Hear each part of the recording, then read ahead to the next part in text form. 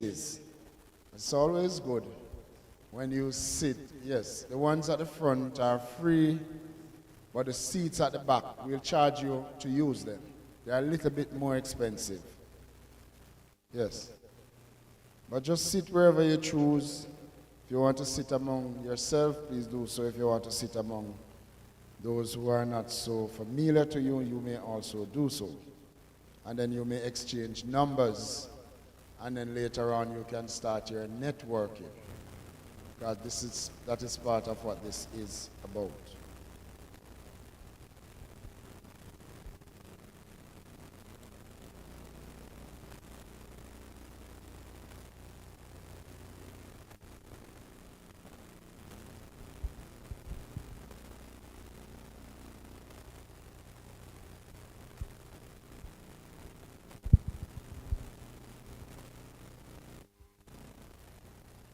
Today is another beautiful day, not just with the salubrious climate that we have, clear skies with hints of puffy clouds all around, but the fact that we are here at this very noble institution, educational institution, that does training of all sorts and type. I know that the general public has this view that Bethlehem Moravian College, which has changed its name from Bethlehem Teachers College, does only teacher training. For those of you who don't know and who are new to our campus, we do so much more than teacher training. And today is an opportunity for you to discover all the other ambits and the other areas in which our students are engaged in training and preparation for the world of work. You will hear a lot more about those things from the different persons who will take my place in short order. I always say I don't like to keep people waiting, especially when you have to travel from far to be with us. And since it seems as if our house is almost full, I would like for us to start our day's proceedings with prayer from our in-house and very own Reverend Reginald Seymour.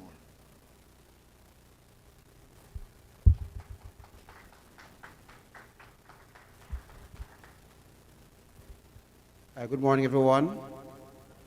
I'm going to read 6 verses from a New Testament book. Yes, so a few persons coming in. And then I'm going to ask you, just quickly, just listen to the verses as I read slowly and tell me something quickly that you learned from the verses. Just anything. Anyone may answer. So don't be afraid. You can't give a wrong answer on a Wednesday. It's from St. Luke 12. I'm reading from verse 16 to verse 21. Listen carefully and tell me at least one thing you learn about somebody in this story. Then he gave an illustration. A rich man had a fertile farm that produced fine crops. In fact, his barns were full to overflowing. He couldn't get everything in it. He thought about his problem and finally exclaimed, "I know what I'll do. I'll tear down my barns and build bigger ones. Then I'll have room enough. And I'll sit back and say to myself, friend, you have enough stored away for years to come. Now take it easy and enjoy yourself." What God said to him, "Fool, tonight you die. Then who will get all of this?" The word of the Lord. The one thing that stands out in the story about from the anything, anybody? Don't be afraid. Nothing? What is that? Don't store anything. Okay. Anybody else? Thank you. Quick before night come. You don't know what tomorrow may bring. Awesome. Don't be greedy. Thank you. Anybody else? Oh, you die, you can't take material things with you. Okay, awesome. Okay, quickly, I want to say something about this man. Normally, as preachers, until we're in a business and trade setting, normally as preachers, person just call this man the rich fool. But guess what about this man? There are some things I learned about this man. Even though he was hardworking. He was hardworking.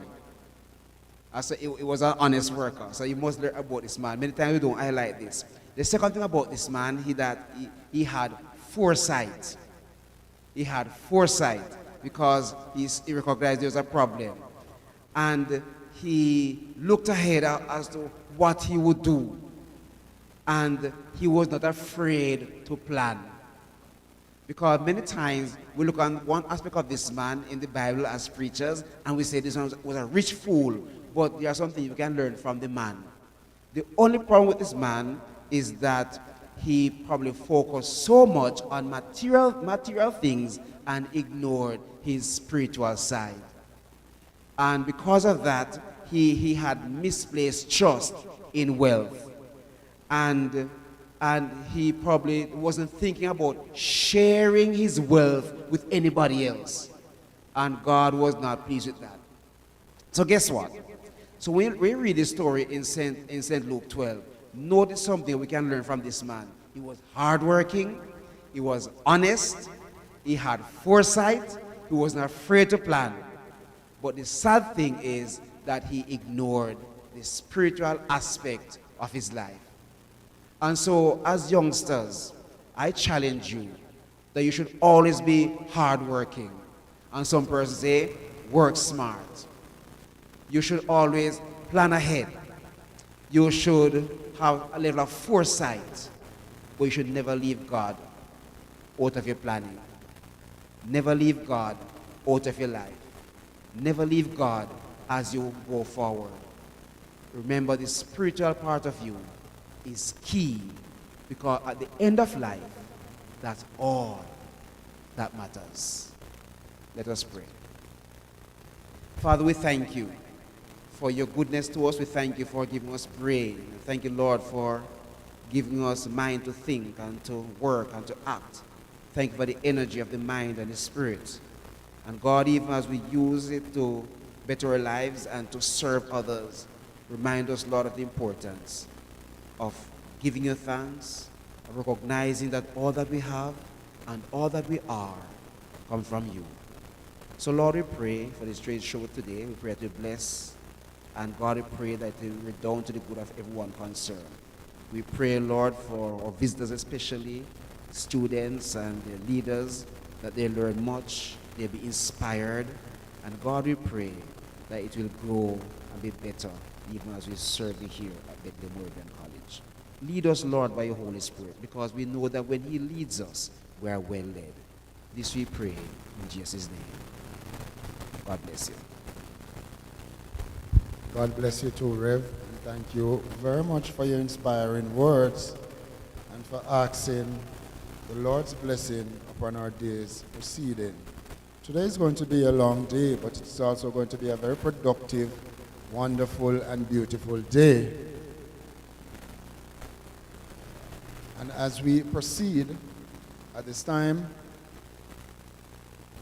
one of the brains behind today's function, Ms. Lorian Gray, is going to do a welcome and give an oversight of all the different things that will take place throughout today. She's a final year student here at Bethlehem Moravian College. Ms. Gray.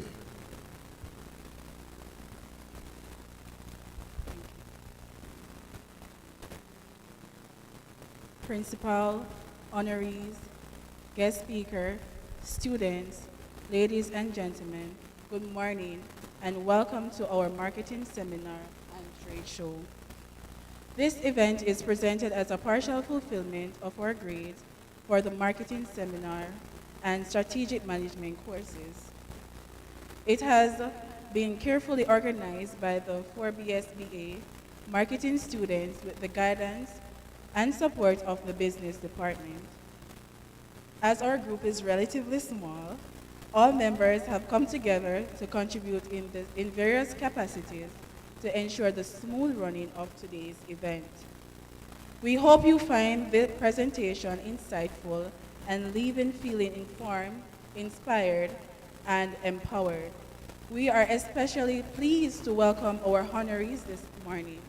The Business Department is proud to take the opportunity to recognize and celebrate 4 distinguished graduates of Bethlehem Moravian College who have ventured into the world of business and continue to serve as an exemplary role models for all of us here today.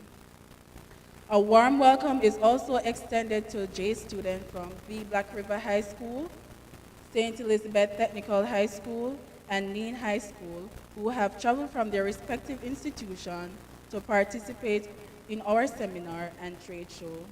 Your presence is deeply appreciated, and we are confident that your contributions and displays will enrich the overall experience and success of today's event.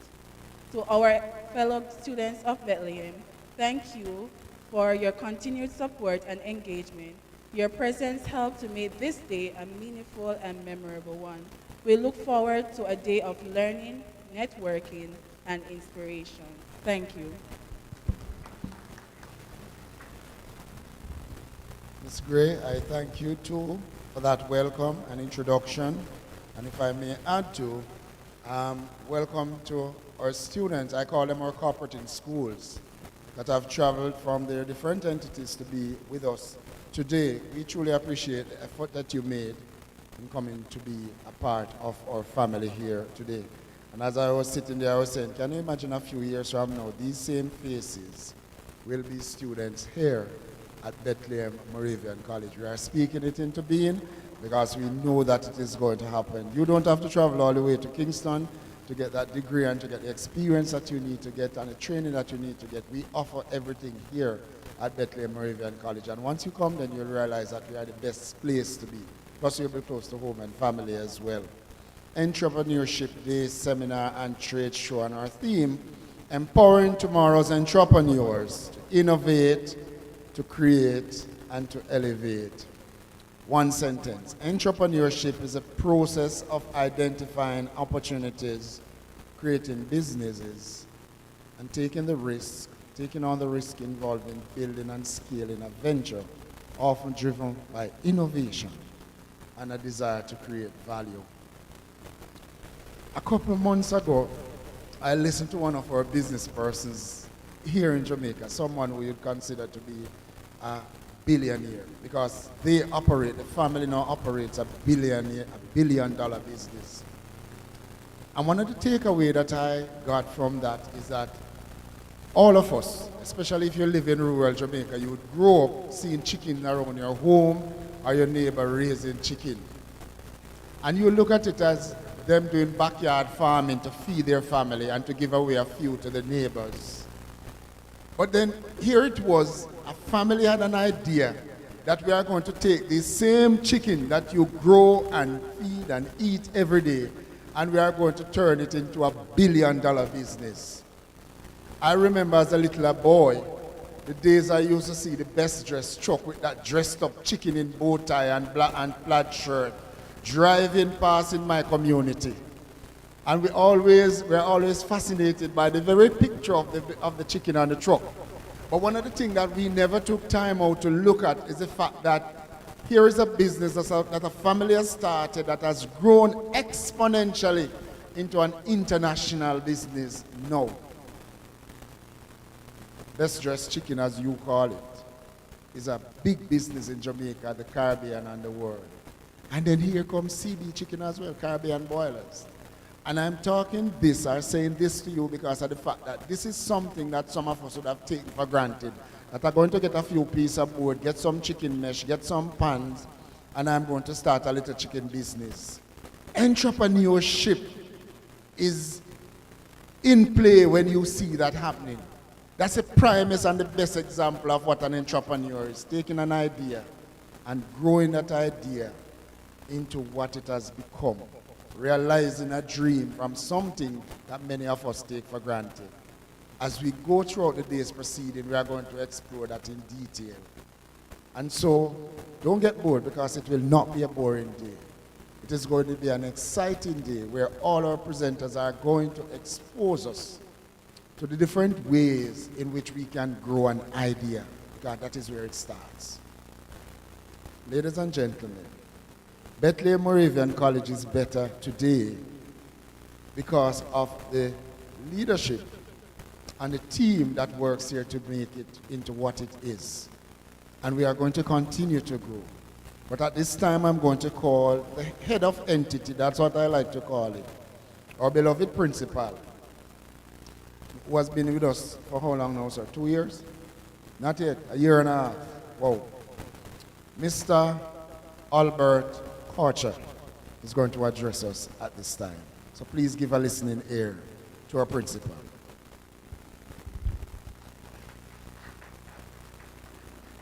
Thank you very much, Mr. Malcolm. Let me welcome to Bethlehem our esteemed panelists. A few of you probably would have walked the colored halls of Bethlehem before, so we're looking forward to that. To our final year students who saw it fit to organize a function like this, lecturers who have been part of the guidance, our own students, but more importantly, our very special guests this morning. I welcome you to the best institution at tertiary level in this part of the hemisphere, that of Bethlehem. So Malcolm would have mentioned, and I thought he was looking on my paper. So I prepared a speech, long 5-6 pages, and I put that aside. Because I want to talk to you this morning about something that is extremely critical, something that you are a part of already. Now, you should know that St. Elizabeth is the breadbasket of the country, meaning that if you do the research, 35% of what the country consumes in terms of food actually comes from St. Elizabeth. Why are we saying that? That alone provides the foundation in terms of businesses. Now, a little background for me. I'm from Kingston. Had a stint in Malvern a couple of years ago while I was principal at Monroe College. But when I came to Bethlehem, I realized the potential for the establishment and the development of businesses in Jamaica. And that's what I want to spend a few minutes talking about. Mr. Malcolm looked at my paper. So we do a lot of small farming in Jamaica, whether it is crops, we do cows, chicken, you name it. And you may see yourself not as a business person, but that is where it starts. That is exactly where it starts. The fact that you have a plot of land behind the house, and you decide that, hey, don't let it waste. We have good rainfall, the soil is pretty good. The fact that you decide to plant, and then you may sell your neighbor, you're actually what we call an entrepreneur. Entrepreneurship for a lot of people is a big word. And you don't see yourself as being an entrepreneur. But a simple way to look at it, small business. And the experience, the example that Mr. Malcolm used is one of the examples that I have. I happen to be close to I call them the chicken people. Small business, backyard, that's where it started. And so do not be afraid, ladies and gentlemen, to start small. In my office, there's a little quotation which says, dream big, start small, but more importantly, just start.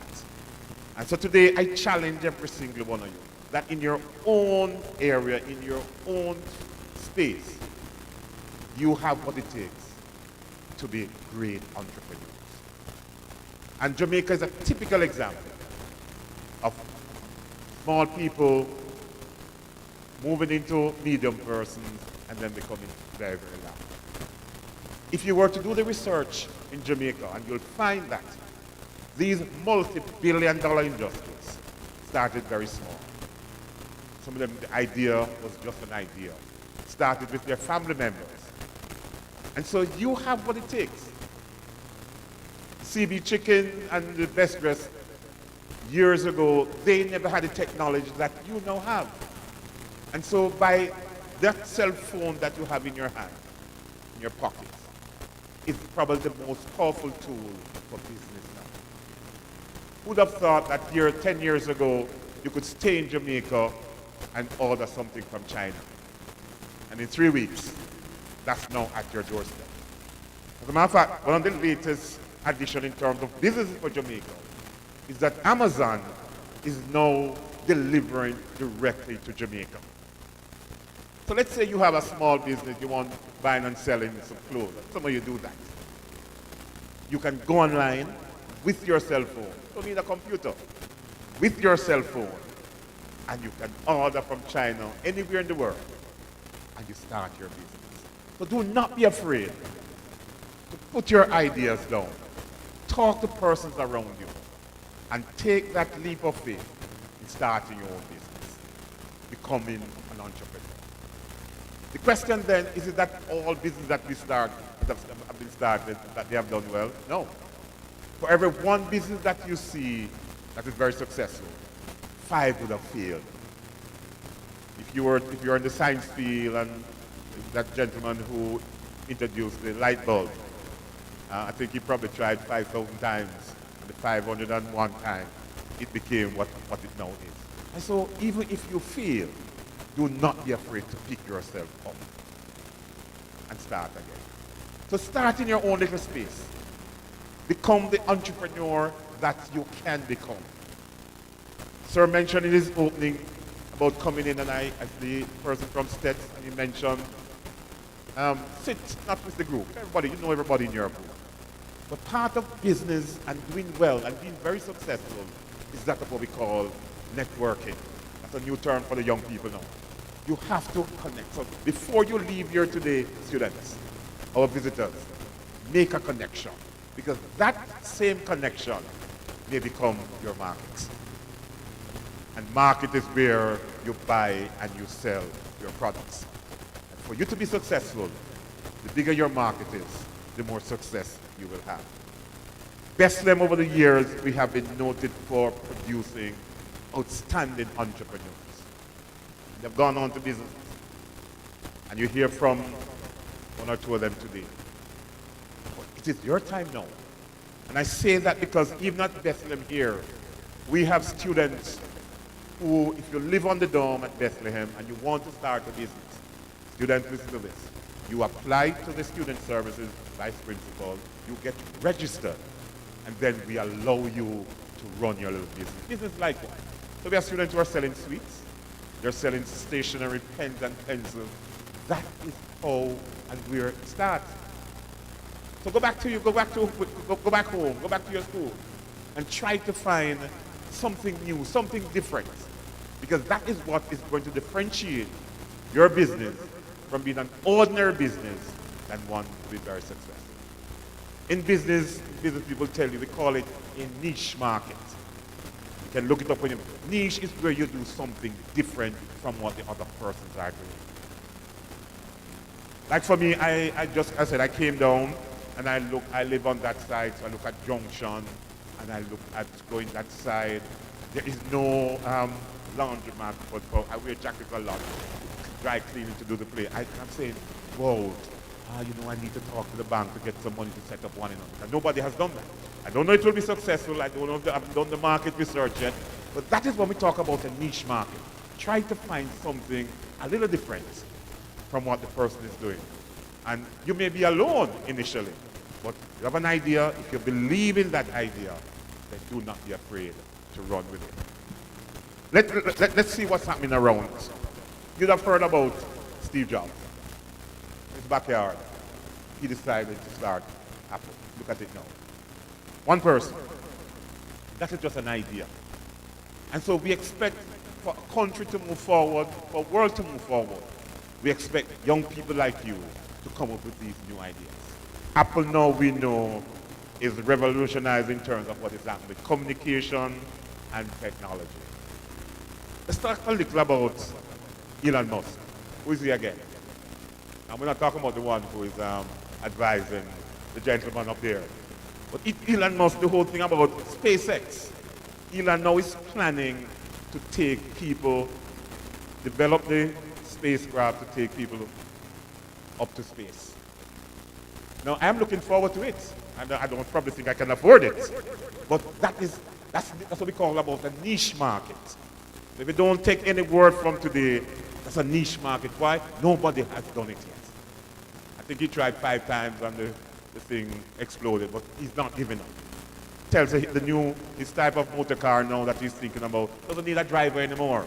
You sit in the car, you tell it where you want to go, and you're at your destination. That is an idea that somebody has put into practice. So your idea may not be as big as that one, but do not be afraid. Put your idea down and try something new. Another one I like is Richard Branson. Who is that? This is the Virgin Group. That's a big airline. Again, took a leap of faith. And the idea is that they are now doing extremely well in terms of revolutionizing how people travel. If you ever have the opportunity to travel on that airline and some of the larger airlines, make sure you do it. Don't worry about the cost. I was lucky enough, Mr. Chairman, a couple of years ago to represent Jamaica in China. And somehow we traveled on Emirates. It was the best experience ever. It cost me a whole lot. Because I decided that, again, it was new for me. I want to experience something different. So while the other 19 represented from the government, that they paid us for regular, I decided that I'm going to upgrade to first class. It was the best decision ever. The bed, the bar that was upstairs on an airplane. Somebody thought about it. It is now a big business. Another one that is critical that you know, Oprah Winfrey. Oprah has revolutionized what's happening in terms of communication. She now has her own network. First black person, black woman, to venture and to do well in that field. And so do not be afraid, as I said, to revolutionize, put your ideas down to make sure that it works. And so the objective of today is to expose our students to what is possible. And what is possible is not something that's going to take a whole lot of money initially. Upon leaving here today, think about an idea that can work. And I said, remember, it may be far-fetched. And when you discuss it with your friends, they may laugh at you and say, that can work? Absolutely not. Hold on to your ideas. Okay? Work it through. And then when you approach the bank may say, no, we're not going to invest in that. So you may have to find another way in terms of investment. But do not allow anyone to determine your future. You decide. And so leave here today with something new. Be empowered. Because that is what this trade show and this symposium is all about. Providing young people with opportunities. Providing networking so that when you go back to your institution, you can make a meaningful contribution. And for me, as I said, entrepreneurship lies at the heart of transformation. What this country needs are more entrepreneurs. That's simple as that. You all see what is happening with the United States and the new round of taxes, and I don't know what is going to happen. There's currently what we call a trade war. So Mr. Trump decided I'm going to give 50% on China, and I say, I'm going to give it 50% on goods coming in. Trump said, okay, I'm going to give another 50%. That is what we call a trade war. And that is going to affect what is going to happen now in Jamaica and right across the world is that entrepreneurs, for example, in Jamaica, we're going to now have to start some of the things that we imported from the United States. We're going to have to start to develop businesses locally so that we can provide those products to ensure that our country survives. It is going to be an exciting, I call it, the next 3.5 years in the world, not just the United States, because Mr. Trump is there. So we're saying that it lies at the heart of transformation. More importantly, entrepreneurship is the catalyst for progress, for change. We have been struggling with debt in this country for 50 years. What will make us debt-free is when we develop and we encourage more entrepreneurs to provide local things that we can enjoy.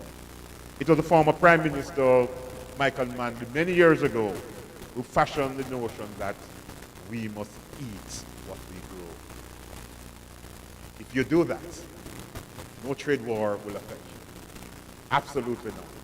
And so I encourage you this morning as I close that be innovative, be visionary, and do not be afraid to make your dream a little better.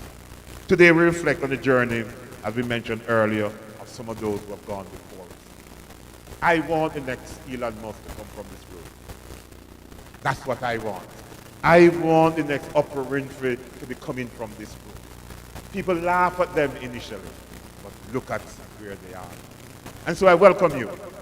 I welcome you to a great institution, the only tertiary institution in this part of the country.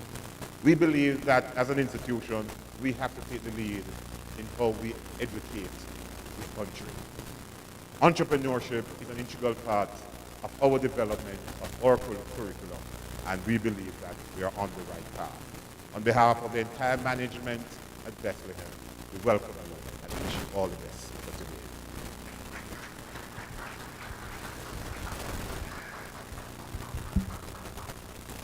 Thank you very much, Mr. Principal, our very own Mr. Albert Carter. Sir, I could stand here and listen to you forever. And I hope that the rest of us here felt inspired by what you have just presented to us. Because we are indeed full of talent, opportunities, and possibilities that we are sometimes afraid to explore out of natural fear. Who knows? Maybe a few years from now, you'll see an interview on the television where somebody said, I went to Bethlehem Trade Show and I felt inspired to create this new gadget or this new thing that I'm using now. Students from our cooperative schools, Hampton, Monroe, Lacovia, Hartrust NTA, Lane, Black River, and Stets, welcome to Bethlehem Moravian College. Some of you were not here earlier when we started our welcome. One of the things that the Ministry of Education has started doing over the last couple of years is to introduce what is called STEM, or some people call it STEAM education, to our students, especially at the primary and high school level, because they want to develop what is called your critical thinking skills. Not that you could not think before, but they say they want to make a concerted and deliberate effort in developing our students' critical thinking skills, because we know, or they know, that once your critical thinking skills are developed, the sky's the limit. You may fail a million times, but that one time that you succeed, that one time may lead you to become the person who probably find a cure for cancer or something else that other person may have thought that it was impossible to do. With entrepreneurship, with STEM, there's nothing called impossible. Any and everything is possible, and the sky's the limit where that is concerned. And so, ladies and gentlemen, boys and girls, as we gather here today, we want you to feel inspired, not just to look at what you see, because you may see some of the same things that you see everywhere else, but then it may spark an idea in your head to do something different. It may be packaging for a product that has been around forever. Those of you who like to refresh yourselves at different places in our country, I was told a story some time ago about those little umbrellas that they like to put on drinks to decorate them. So you go and you order pina colada, or you order rum cream or something else, and the bartender take that little umbrella thing that is made out of matchsticks and put on top of the drink. Just imagine the person who has the patent for that. Just imagine the person who created that and is making millions and millions and millions of dollars out of that little one thing that you take for granted. So as you view our displays today, as you see all the best of our students on display today, you may come up with an idea and say, that product that is over there that has been around for as long as you can imagine, I can find a better and a newer way to do it. And you remember bread, that many years ago as a little boy, our bread couldn't last very long. After a few days, the bread spoiled. And I realized, I don't know if the ladies in the house or those of you to shopping now, realize that many of the bread have a longer shelf life than before. You ever wonder what caused that to happen? It's creativity and innovation, you know. It comes from the mind of people like you, and that is what we want you to do. Think of all the possible things that you can do in your life. Chat enough, so we are going to move right along. I noticed that my next presenter, I hope she's still around. You have moved. Oh, I left her here. I didn't know that she had moved. So at this time, I'm going to call one of our very own, Miss Dornia Dunkley, to introduce our first speaker. Please give a listening ear to Miss Dunkley and then to Dr. Tatum Brown.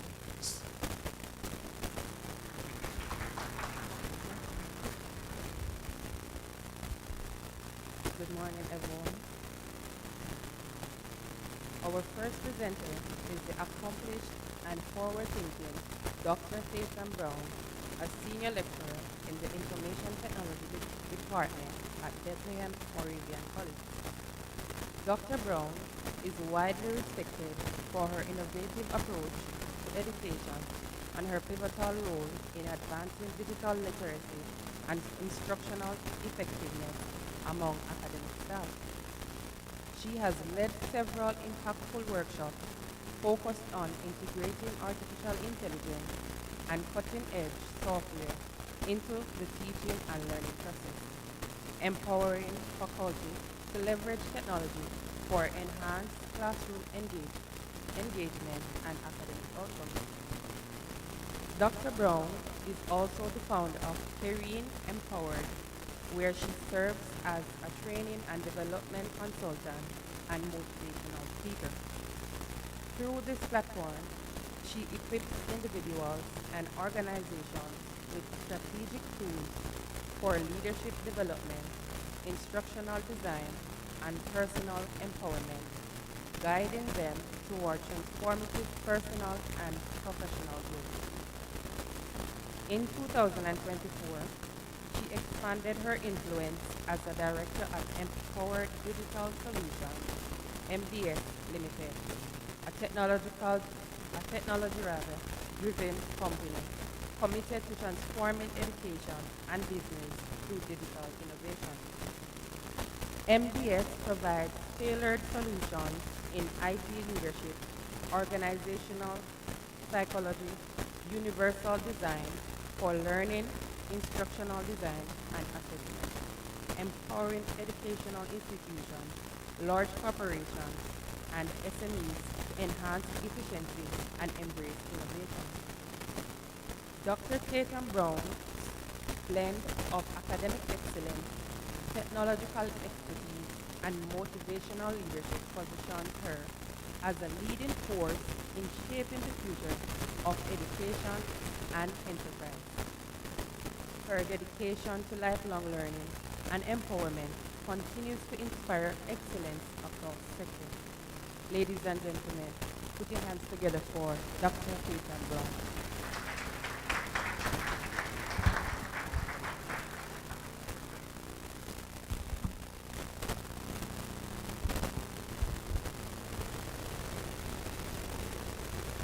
Thank you so very much, Darnia. Good morning, everyone. Mr. Corcho, our principal, vice principal of academics, Dr. Sharon Gardner, I'm not seeing her, but on the program, our vice principal of student services, Mrs. Claudine Blight-Miles, the organizing team for this entrepreneurship digital marketing seminar. Ladies and gentlemen, boys and girls, colleagues, fellow honorees, I just want to say a pleasant morning to you all. It is indeed a pleasure to make a presentation on the role of AI. Good. It is indeed a pleasure to make my presentation on the role of AI in digital marketing. For me, I don't like when I don't have a lot of time, but equally I don't like when my presentations are just for persons to I don't like when it's just observation. So for me, first and foremost, we are going to be using our tools. Do we have internet access? All right, good. All right, so entrepreneurship, you can't go wrong being an entrepreneur. All right, it's not easy. It's a whole different skill set. It's a whole different approach from being an employee. And there are many times when persons, I'm just starting that, quick thing. All right, just starting off with saying that it's a different mindset for being an entrepreneur as that of being an employee. Because being an employee simply means that you are in a system that is already structured and you are just completing whatever task is done for you.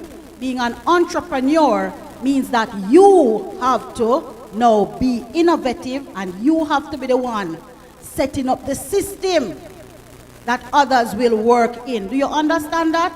As the entrepreneur, if you're sitting waiting on somebody to tell you what to do, how to do it, and so forth, that's not going to work. Entrepreneurs are go-getters. They identify pain problems, they see problems in the environment, and they come up with innovative solutions. All right? So sometimes persons, I wish I had my own business. It is not that easy. All right? It takes a lot of dedication, discipline, and determination. All right. Now, getting a little echo. Let me just run right on in to my presentation because I do not have a lot of time. I'm not going to be doing all my slides. I just like to have structure because when we have structure, it makes it the time. It allows us to use our time more efficiently.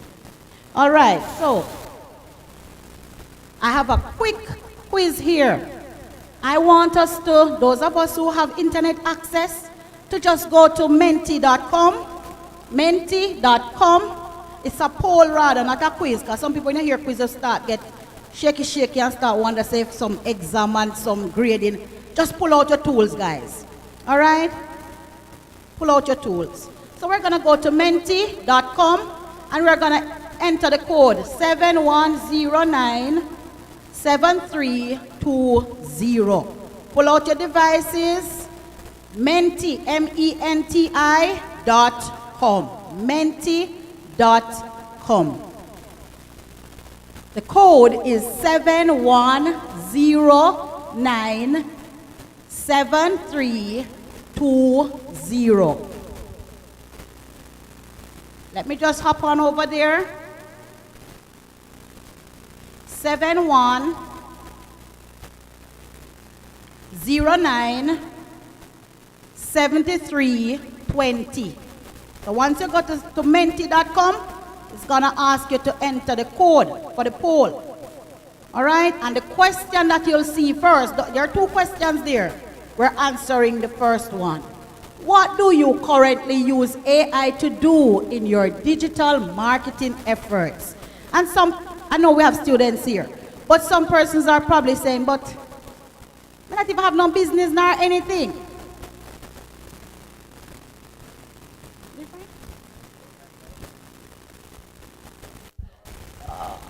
Hold on.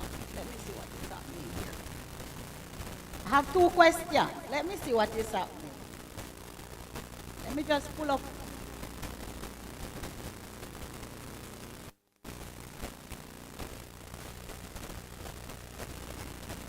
Don't worry yourself.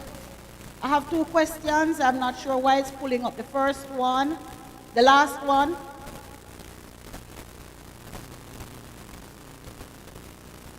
I think probably if you click the back button or so, it should take you to the first slide. No back button? Back to the question? All right. All right, no problem.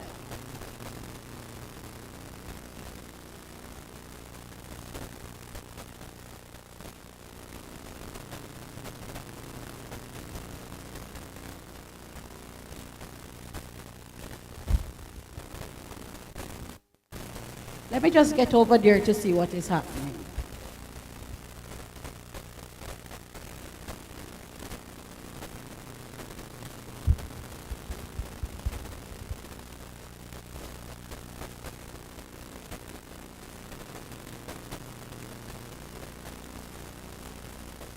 Everybody's using the smart room. The smart room.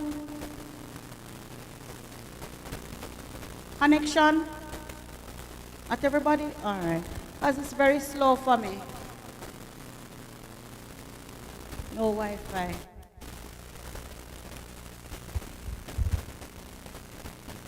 me try to get my Wi-Fi.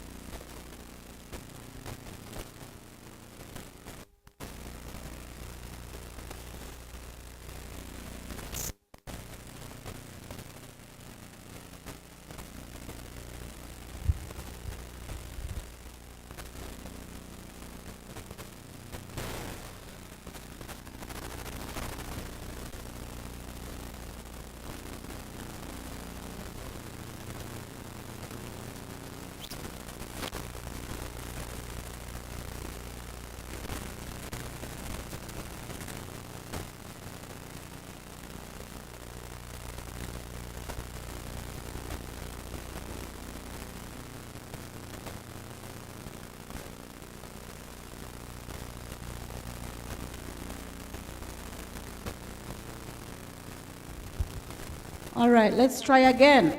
All right, let's change the code, guys. These tools, these platforms that we use, we have to understand that sometimes they just act a certain way. So between fixing, creating, traveling, and everything, something happened. The code seems as if, let me see now, menti.com. Type the code again. It seems like it's the same code. 7109. Try again. Just refresh. Not sure what happened there. 7320. Let me know if you're seeing the question. What do you currently use AI? You're seeing that question now? Tell you about technology. All right. Good. So I want you to quickly answer. What do you currently use AI to do in your digital marketing efforts? Quickly. Is it to explore? You'll see the information there. Is it that you use it to explore? For single task automation? For co-creation, content co-creation? Is it that you use AI as a co-pilot to help you in data analysis?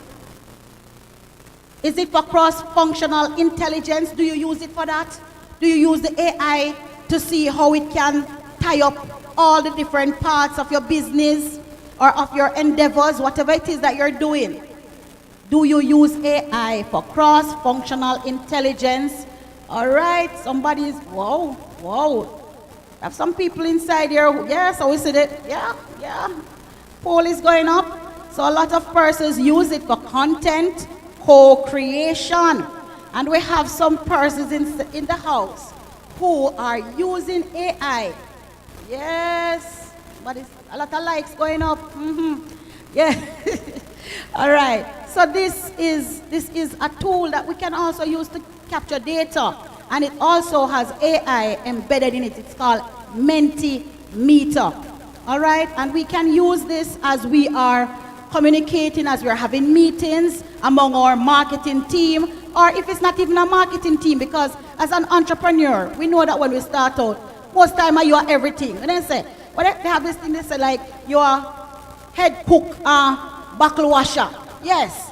So that's what, when you start out as an entrepreneur, normally you are the head cook, and you have to wash the buckle them, wash the plate them, you have to serve. Not true?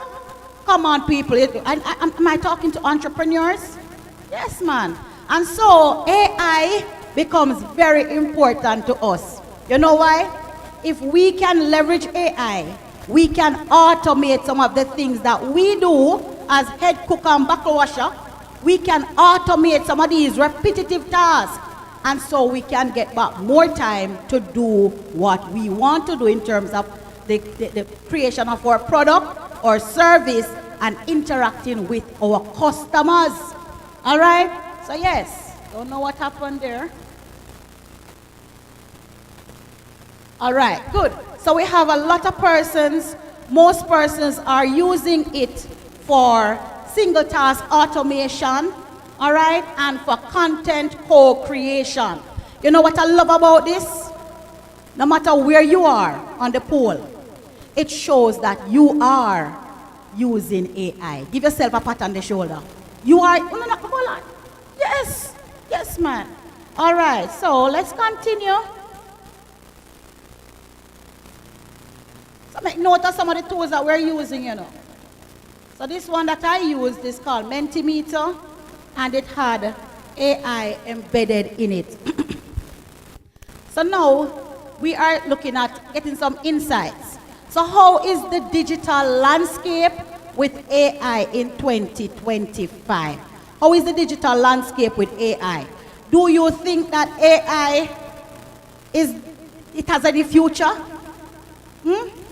Research shows that over 82% of marketers as we speak are leveraging artificial intelligence in their marketing effort. And before I even go any further, when we think about marketing, remember it's all about getting persons aware of your brand, right? Right, everybody? It's about getting persons aware of our brand. And so, the larger companies that can employ a marketing team, what you find is that these teams are leveraging AI in many different ways. And some of the ways that we saw there a while ago in the poll alluded to the fact that these are some of the ways how we can use the AI.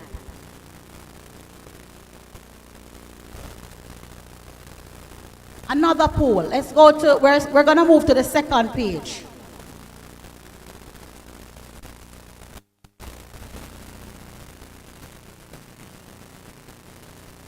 To this, oh, person's answer already? All right, okay. All right, so how can young entrepreneurs use AI to solve their current problems? And the current problems that young entrepreneurs might find as you use technology, you might find that you have to do a lot of manual tasks with the tools. You might find that you have a lot of siloed or isolated tools. So you have ChatGPT over there that you can use for to generate content. You have Canva AI that you can use to create your presentations. You have your TikTok and your other social media tools. All right? You have all these tools, but they are not integrated. Right? People, we're using the tools, but we're not seeing a lot of integration. So here, we're seeing that most persons here gave the correct answer. How can you as an entrepreneur with all this innovation and everything, how can you use AI to solve our current problems as entrepreneurs? And indeed, we need to take our best practices. Think about what you do. So I have some teachers in the house. Tell me some of the things that some of you aspire to do as entrepreneurs. Anybody? Show of hand, what problem are you trying to solve? Because an entrepreneur is solving a problem. The bigger the problem, the bigger the profits. If the problem is so tiny, then whatever you do, you're not going to make anything out of it. But some of us try to solve problems that nobody have any problem with. All right? So, I love to tell people, you want to make money? Find the biggest problem.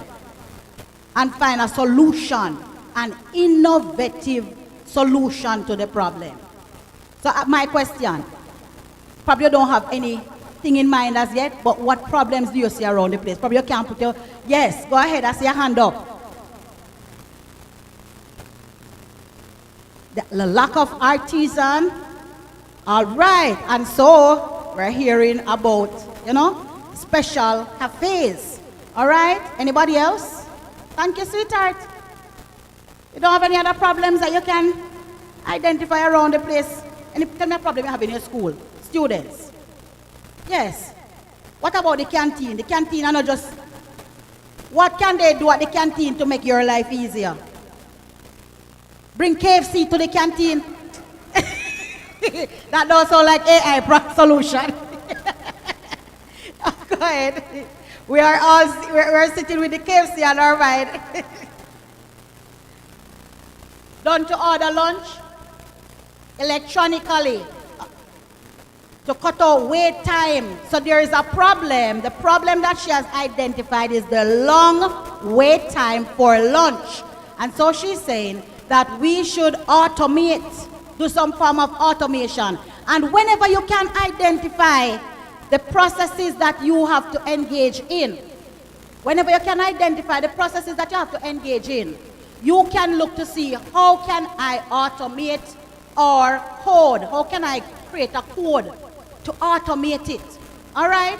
And when I automate, I can then save time for myself to do other things that cannot be easily automated. So whatever entrepreneurship venture you're thinking of, when you start this, just think about, all right, what are some of the repetitive tasks? How can I automate it? How can I create codes? And how can AI help me with these codes? And with that being said, I'm going to just take it because we don't have a lot of time. I'm not going to go through, as I said before, not going to go through all my things, but I'm going to just go down. Good, to this particular slide here. So as an entrepreneur, as a business person, the most important thing to you is your who. Who is the most important person to any business? Who is the most important? So, as I was talking about coming up with a plan to automate, if we're all entrepreneurs here, then it's important for us to understand the customer journey. The journey that the customer goes through. And if we understand the customer journey, then we can find ways to make the different levels or the different parts, the different stages of the customer journey easier for them. And we can find the right kind of tools to make it easier for our customers. So starting off, the first stage of the customer journey is what? You can see it? Create. It's a little tiny. And at the stages where we try to attract and generate awareness. Because if people don't know so you offer the product or service, you're not going to get any customer from them. So the first stage of the customer journey is to create awareness. So you need to make note of these things. And we need to now look at what tools can we use to create awareness. What tools can we use? What social media and other, because it's not only social media. How can we get customers or potential customers or people in general to know that we exist? We need to create awareness. Can I hear from you some of the tools that you can use? How can I get people to know that you're offering hairdressing or barbering or welding? TikTok. Everybody love TikTok. Give me some other tools. I heard flyers. The flyers wouldn't fall under digital marketing. All right? But they would still create awareness. I like the fact that you mentioned flyers, you know. Let me ask you now.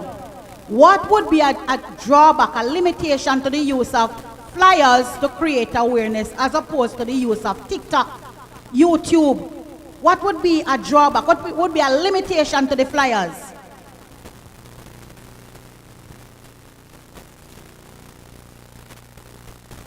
Social media can be more long-lasting, yes.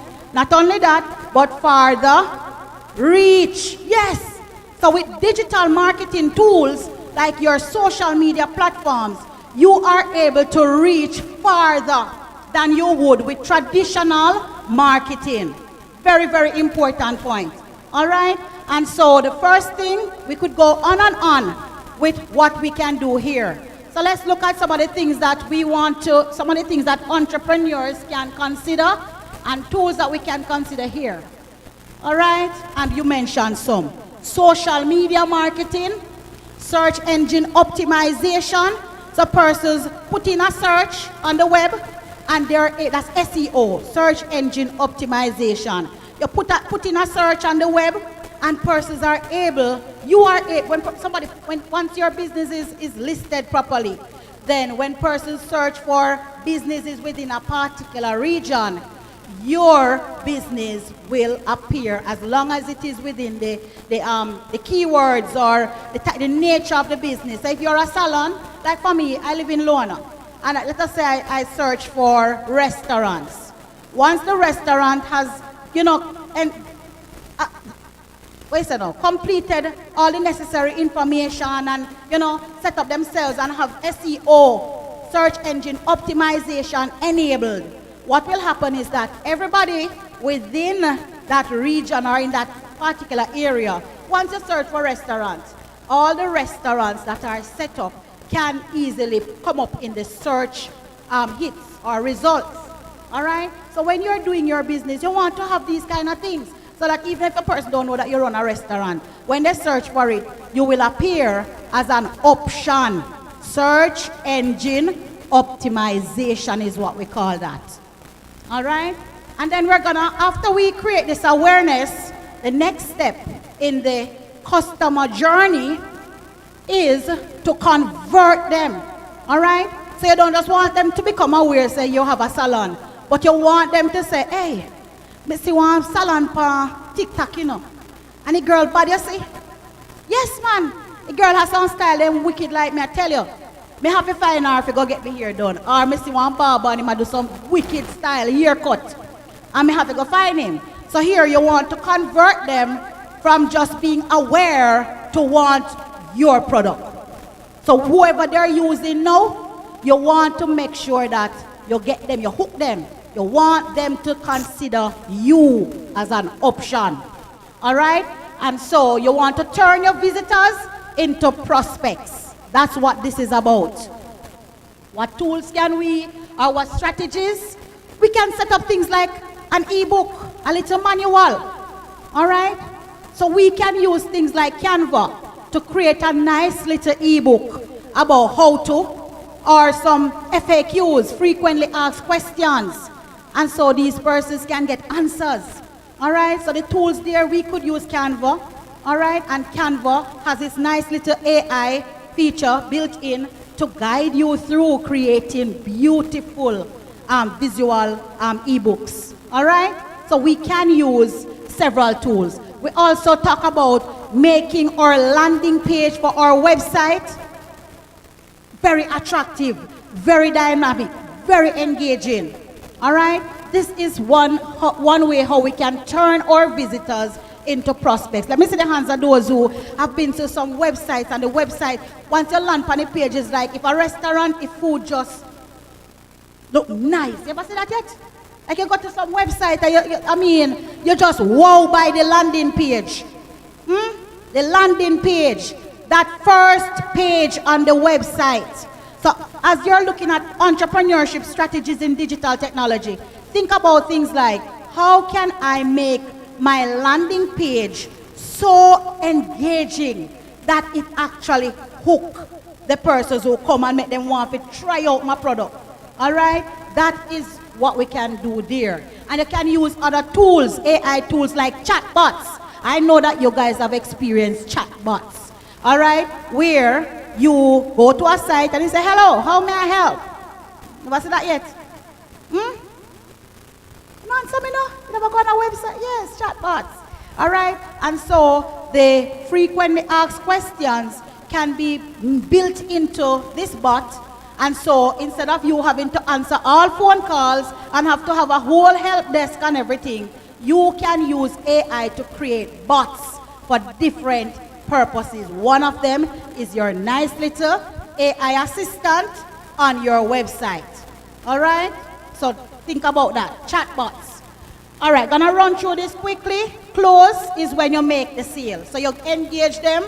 Now they want you to do the service. You want them to pay, because some people can come and them dance on a thing and say, man, you're best, You're best. But when a time them run, gone do them thing, I want next place or them buy them food elsewhere or so. Now, very, very important.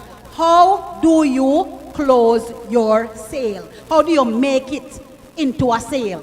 How do you make the prospects pay? All right? And so the close stage of the customer journey is very important. So we don't want them to just visit and look and say, man, your thing really look good. Man, your thing dapper, your thing wassy, your thing this, and all of them big nice word there. And then when you look them gone somewhere, you want them to pay. You know, just fix up a nice website and spend so much money on digital marketing effort. And then people only go tell them, man, your website, the best website since when I went. Me want you come pay some money. Yes. Because that's what you set it up for. All right? So we need to turn our leads into paying customers. And we can think about strategies like your automated emails. So we can set up automated emails. We can use AI tools to set up automated emails. And we have to use the right kind of tools too, because sometimes these automated emails, they go to junk mail. So you have to find the right kind of AI tool for email automation that will help to bypass, the junk going into junk, because you really want persons to actually be reading and checking out and seeing what you are sending to them. All right, and we have retain. Is the last one. So here, after they pay and you feel good, that's not the end of the customer journey. You want to build brand loyalty. Anybody can tell me what does that mean to you? Brand loyalty. Brand loyalty. When you say somebody loyal to you, what they do? And that's you when time one little star. They must support you. Yes, they are referring others to you. So after they pay, you want these persons to be so loyal to your brand that they refer other people to your product or service. Are we together? So remember now, sale is not the final step in the customer journey. All right? You need to work with the customers after you sell to ensure that they're satisfied, they're comfortable, their voices are heard. You look at the reviews on social media, you look at the Instagram reviews, you look at the reviews, the after sale, when persons purchase, when you go on Amazon. Let me see the hands of those who, before you buy anything on Amazon, you look at what past customers. Una buy nothing online. Before me buy anything online, I want to know what the previous customers had to say. And if when I look over there, I see 1 star and half a star and one holy pot, because I take you turn out of that the website. Go in and turn right out. Yes. All right? So you want to ensure that your customers are comfortable. And so you want to build brand loyalty. When they're comfortable, if there's a problem and they share it with you, try to address the problem as quickly as possible. You have to use tools to engage your customers. So we talk about loyalty program. So if a person buy a particular thing from you, you can set it up where you have an ad, a marketing campaign or an ad where, or ad campaign or something, where all returning customers get a discount for a particular period. Or, you understand those kind of things? So we have things to make our customers, current customers, feel good. And if you refer people, you get something. You understand? We talk about loyalty programs. So you have to find ways to make your customers feel welcome and engaged. The final step in the customer journey is to expand or cultivate. Expand or cultivate. And by this we are saying we want to grow the customer lifetime value. So what tools can we use?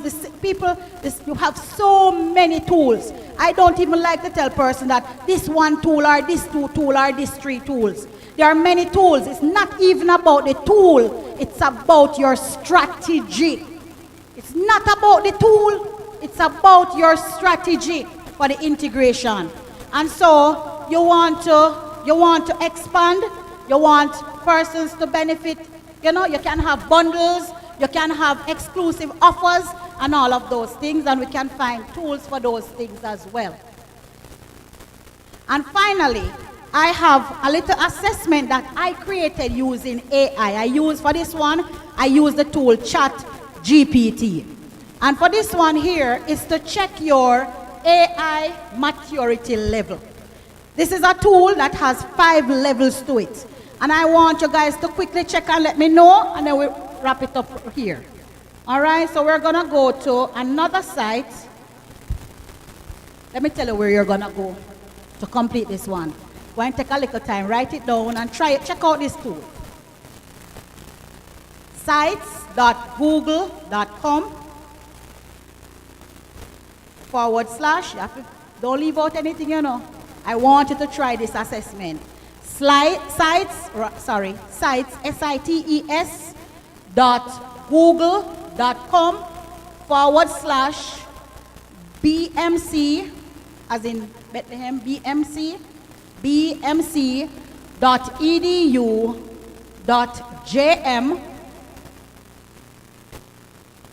forward slash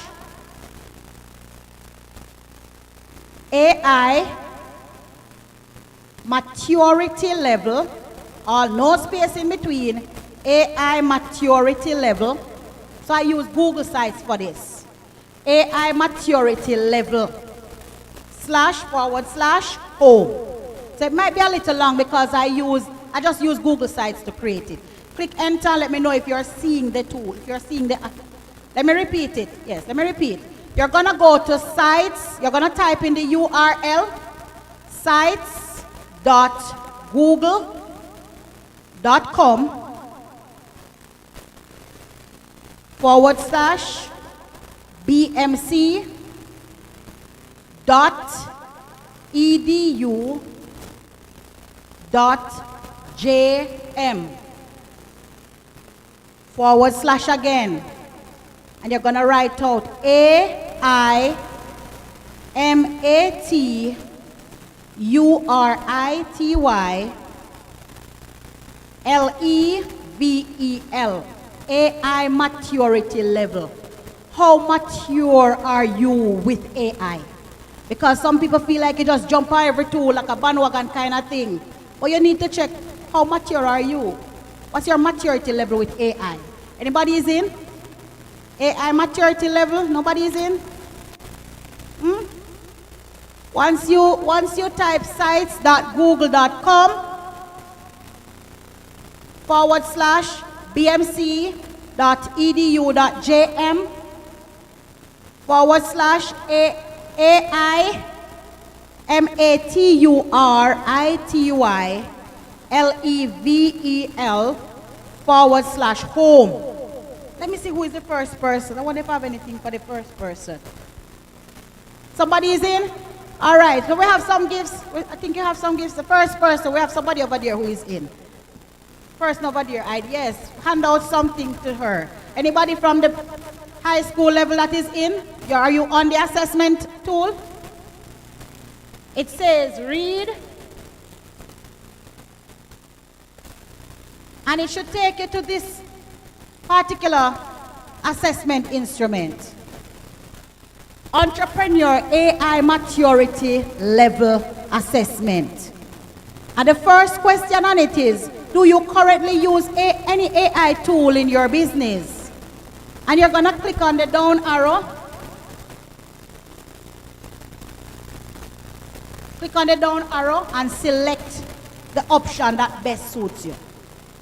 Do you use any AI tool? It's just five questions, guys, not a long one. 5 questions. Anybody finish?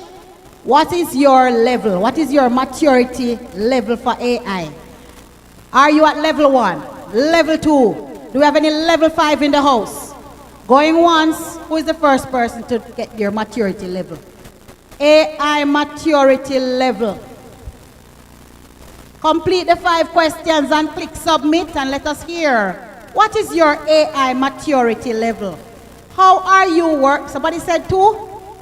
Somebody said 2? All right. So what does 2 mean? Tell us what tools are suggested to you at 2, level 2. What's the title of level 2 AI maturity? Basic, you're dabbling with AI, and is that true? Is that a true reflection? Are you dabbling with the tools, playing around? Yes. Okay. All right. So we have persons who are at the basic level. Anybody else? It says you're dabbling. Did it suggest any AI tools? Just a minute. Did it suggest any AI tools? What tools were suggested?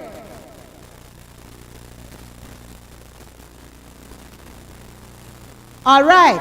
So when you are as a digital marketer and you have to write, you have to prepare your campaigns, your digital marketing campaign, you can use your AI tools to help you to prepare these email campaigns.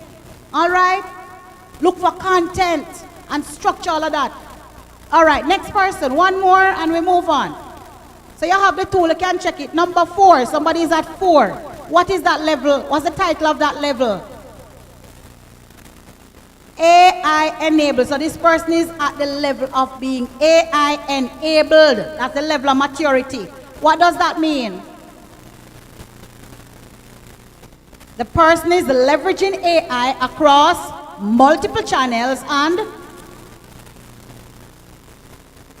predictive analysis. So you are encouraged to use things like Google Analytics, all right, to analyze your data and make predictions.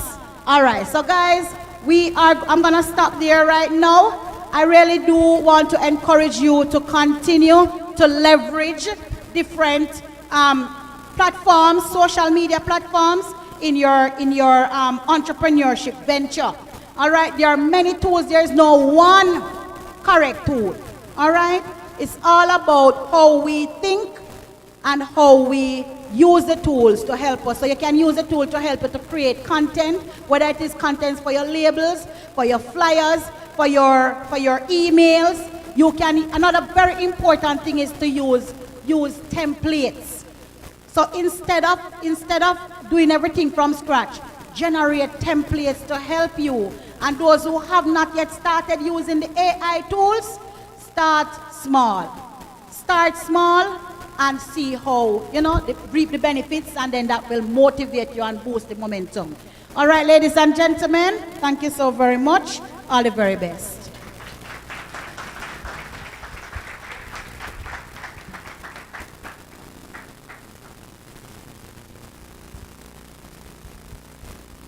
Doc, I could sit and listen to you for the entire day. One of the things that I noticed, and you would have picked it up as an ICT specialist, is that our generation nowadays like to hold down the head like this. And they are in their phones and on their smart device every minute of the day, and you were able to get them to be engaged in that part of the process that they are so very well used to. Yes. As we move along, ladies and gentlemen, boys and girls, we are going to do a bit of adjustment to our program. We at Bethlehem are extremely proud of a group of students that has formed what is called the Bethlehem Music Society Choir. They have been performing all over St. Elizabeth and has garnered a lot of attention, a lot of accolades, and recently at the JCDC competition in Santa Cruz, they were able to enter 29 pieces, and I can tell you that all 29 pieces have been selected for national representation sometime later on this month. So at this time, I want you to just relax a little and you listen as they serenade you, or serenade all of us. BMC Musical Society, please come. Let them feel welcome for me.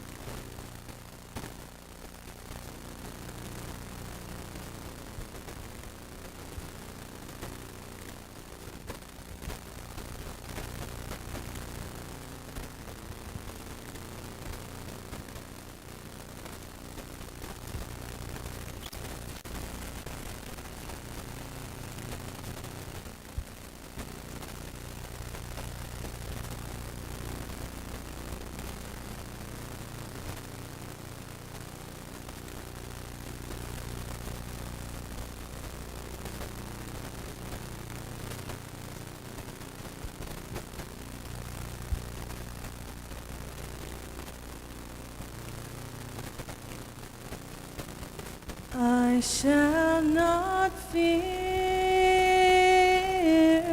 the arrow by day, nor shall I fear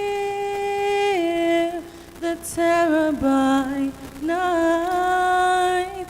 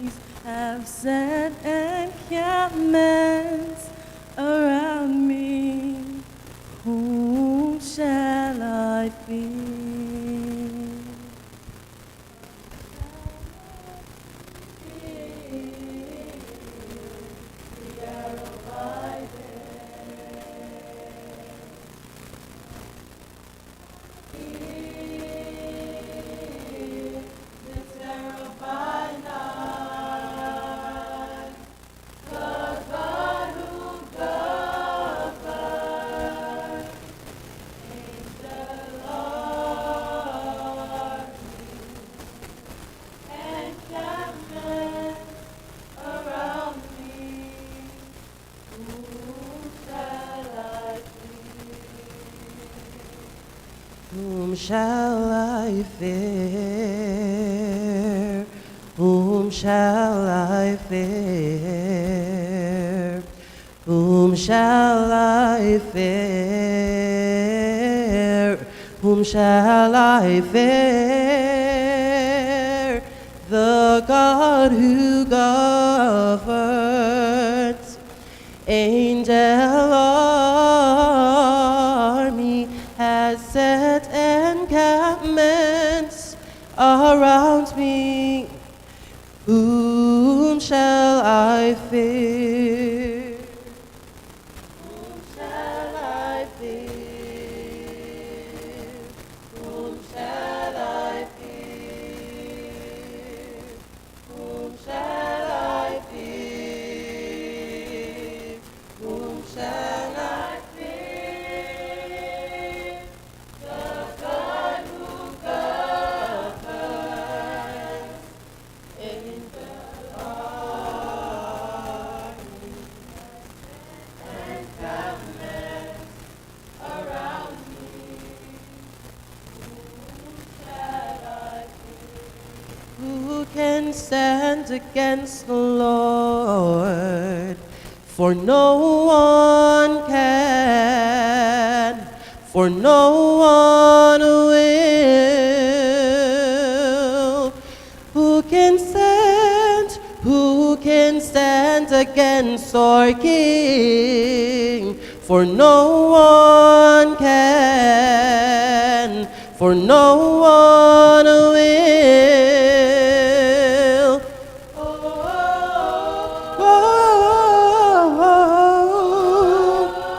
Yay.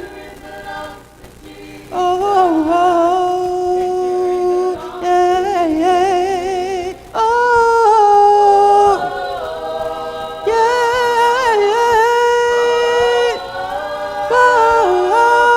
Victory belongs to Jesus. Victory belongs to Him.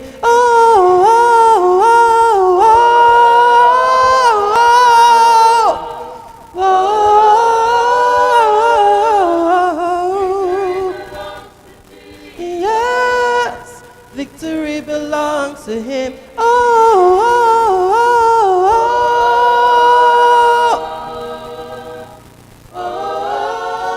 Victory, yea, to Him. And all we ask is that you say, oh, done.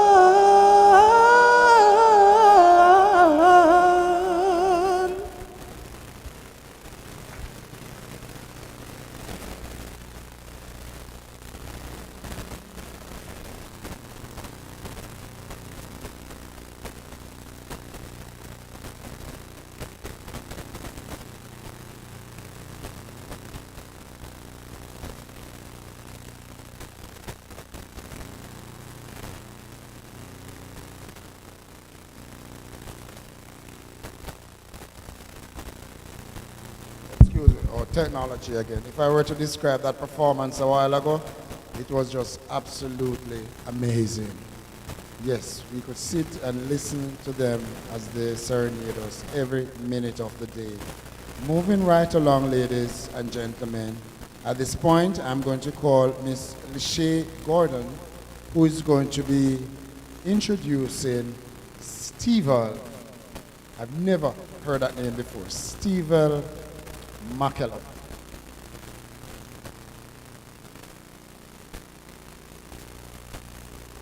Miss Gordon. Everyone, good morning.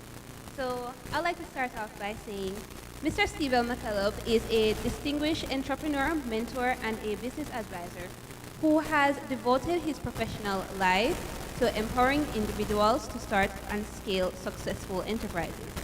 His career is marked by a steadfast commitment to fostering financial independence and long-term economic sustainability among emerging and established entrepreneurs alike.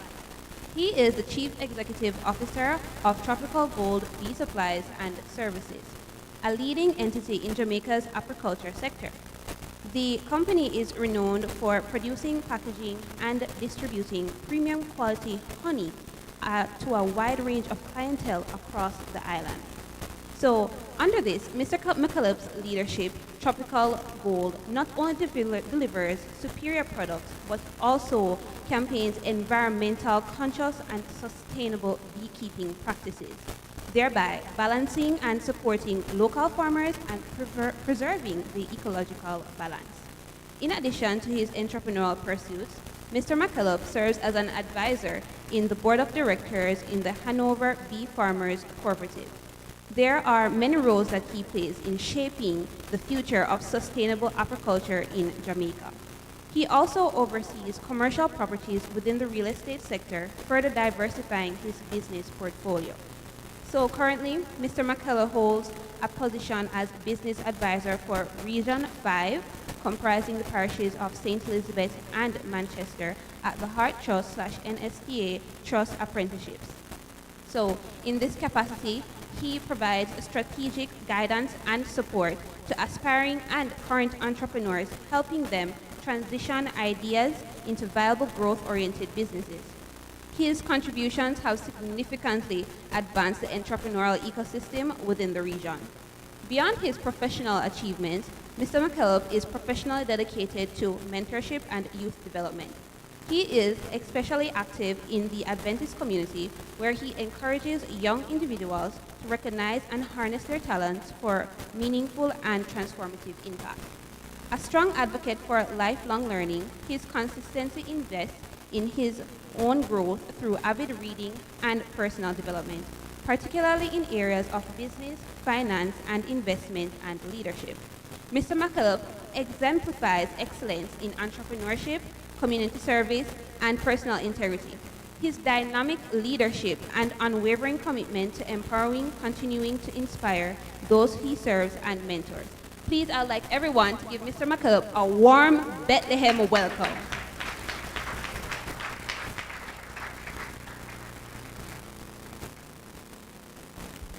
Thank you for your kind introduction. I want to extend a warm welcome to everybody. I'm going to cut to the chase because the time look overcast. I know there's some person that may be hungry because it's 12 o'clock, right? But I want to say that I'm really grateful for the opportunity to actually speak to you today. I want to talk to you about three things. First thing, I want to speak to each of you individually. Secondly, I want to touch a little bit on entrepreneurship. And then thirdly, I want to tell you what is it that Hartress has to offer as it relates to grants for small businesses. Many years ago, the government was building a road, a highway in India. But in the process of constructing this new highway, they encountered a difficulty, right? And the part of the highway was a temple, and this was a Buddhist temple. And this temple was there for many years, many years. The government had spent millions in constructing the highway up to that point, and it was difficult for them to abandon the entire project. So what they resolved to do was to relocate the temple on a hill. They brought in archaeologists and scientists and many persons. Then they took the cranes, different machinery, and they began to take down the walls of the temple piece by piece and other areas that were poor structure, and they began to put it on the crane to move it. So while they were in the process of moving it, guess what? When they finished moving the outside, there was a big structure of this Buddhist inside.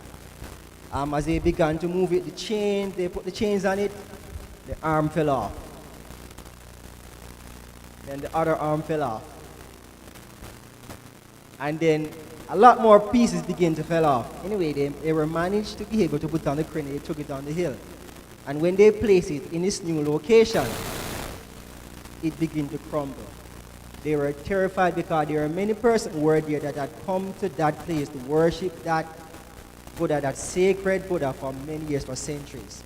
The government were very concerned because they thought the people would rebel, because they knew how important this statue is to the people, their culture. But as they begin to try to put it and to ensure that it was steady, they realized that something very strange. They began to see shimmers of gold. And they were bold enough, they made their attempt and they just get rid of all the other clay from gold.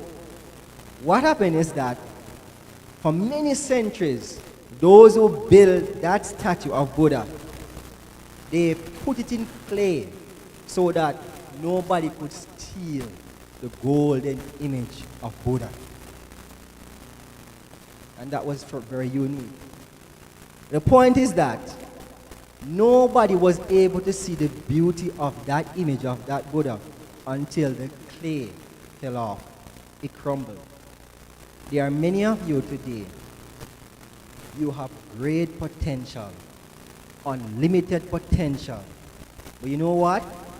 You're hiding beneath the shadows. You need to do some adjustment.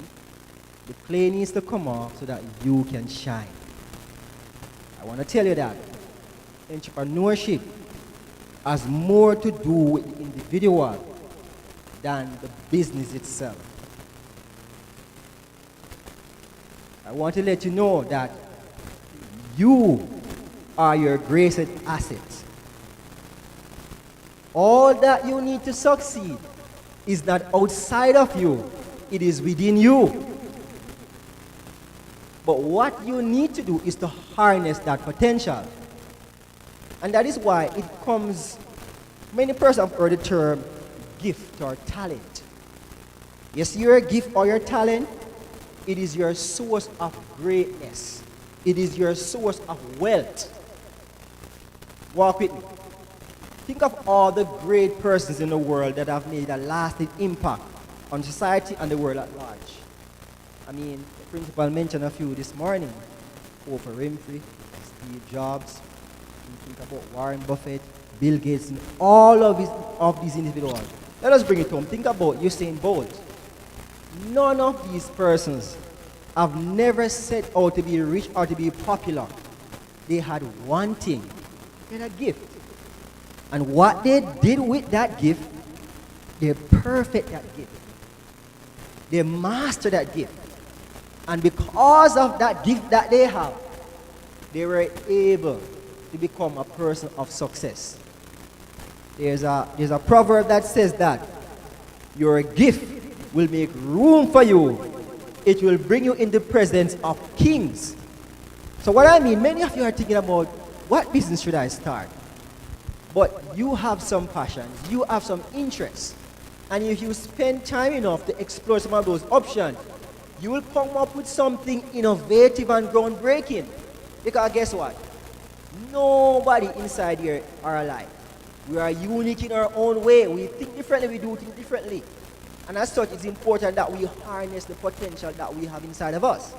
Right? So bear in mind, you are your greatest source of gift. You are potential. And potential means is not what happened before. It is what is to be. It is what is inside of you. It is resident. You just need to develop that talent, develop those skill sets, and put them into practice. Entrepreneurship. You see, for me, entrepreneurship is really more of a spirit. It is so, I think that all human beings to some extent are born with an entrepreneurial spirit. However, there are some persons that will develop their ideas or their skill sets and to make it into something viable. Entrepreneurship is the idea that we want to create something of value for others, right? We want to create something of what? Value for others. That's the whole idea. Because guess what? It's not about me or you. It's about creating value for other persons. right? It is also something that encapsulates or represents our own self-expression. That is what I mentioned before, your gift, your talent, your uniqueness. So, entrepreneurship to some extent will reflect our self-expression, like me. I mean, from I was very young, I always liked agriculture. And I like animals and I like birds and I have a passion for science. So through beekeeping, I'm able to express these things. It's fun for me, right? I get 100 things for the day and it's like, right? And I remember those days when I started beekeeping. I wouldn't use any gloves because I used to guess what? I have to tough it up. I have to get used to this thing. And I wouldn't use any gloves. Until I met my girlfriend, my wife now. She said, no man, you're too much. These things of the bees will leave a lot of marks on my hand. But I didn't care. I was proud. She said, no, you have to put your hand in glove because it doesn't look good and all that. So today I wear gloves, right? I mean, but it's a means of expressing my own passion, my interest, right? I love these things. And it makes me come alive. Yesterday I went to the farm because I was doing I did a graph queens, so I do selective breeding. So I borrowed, something happened to my vehicle, so I borrowed my friend's car. So when I came back, she was asking me some questions on place and time. She's a doctor, she was asking me some questions. How do you do that? I was explaining to her and she said, oh, that's really some deep stuff. So I began to explain to her how the queen works and the different types of larvae and what I do in order to get certain results and what I do selective breeding. And she said, oh, that's interesting. So what I'm saying is that it helps me to express myself. And to be honest, I mean, being a business advisor, I love business and I love idea and I love to help people. So what my main objective is not just to offer you an opportunity. I mean, you can apply for a grant, but to also inspire you to be the greatest version of yourself. Because I can tell you that mindset are doorways and gateways. What that means is that you see your mindset today, it will prevent you from achieving your greatest dream or potential. When I look back at the person that I was 10 years ago or 5 years ago, I said to myself, if I had a certain mindset, I would have done things differently. So I'm saying to you now, I want for you to get as much experience, to be able to look at life from different vantage points. When you have various perspectives and various viewpoints, you are better able to make decisions. I tell you also, invest in learning and redeveloping yourself, because guess what? Everything that we generate comes from here. So what you put in is what you get out. Develop yourself, because if you develop yourself, you'll be able to generate ideas.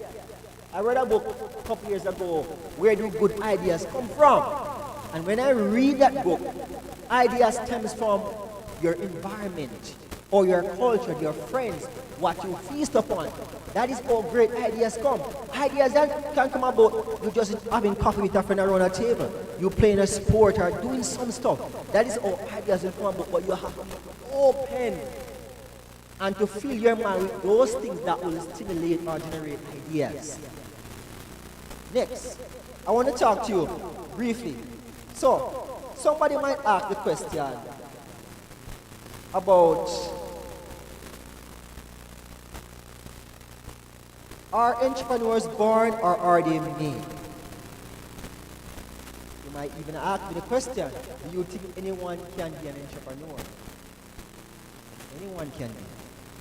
And I've just related to you, it is more of a spirit. There are different persons here today. There are different stages, and I should also say, of the entrepreneurial journey. And anyone can go through those stages. There are some persons who are good at finance, operations. Some persons are visionaries. And there are some persons who are doers. They just have the uncanny ability to just get things done. And guess what? There are different types of businesses that will suit those persons based on their unique skill set and their temperament. I want to pause for a minute. What is the theme for today? Can anybody remind me? What's the theme? Should I remind you? Empowering tomorrow's entrepreneurs All right, so I want to tell you a quick story.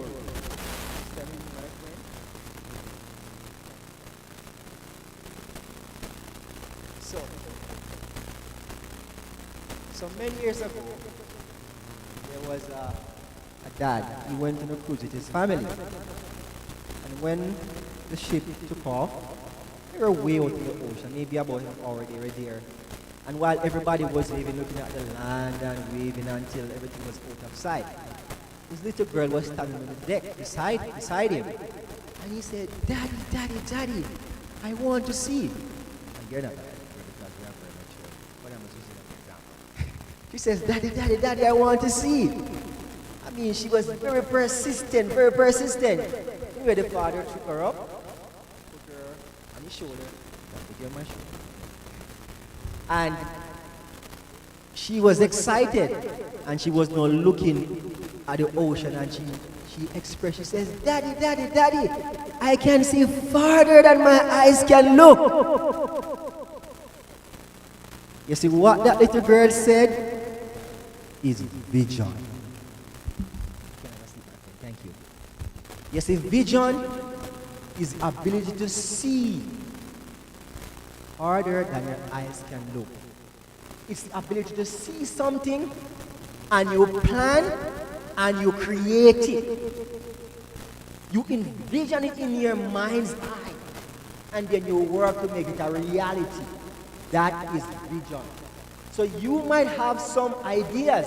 Others around you might say, "Oh, that's nonsense." You know what you should do? Just experiment on the idea. See how it works. Because guess what?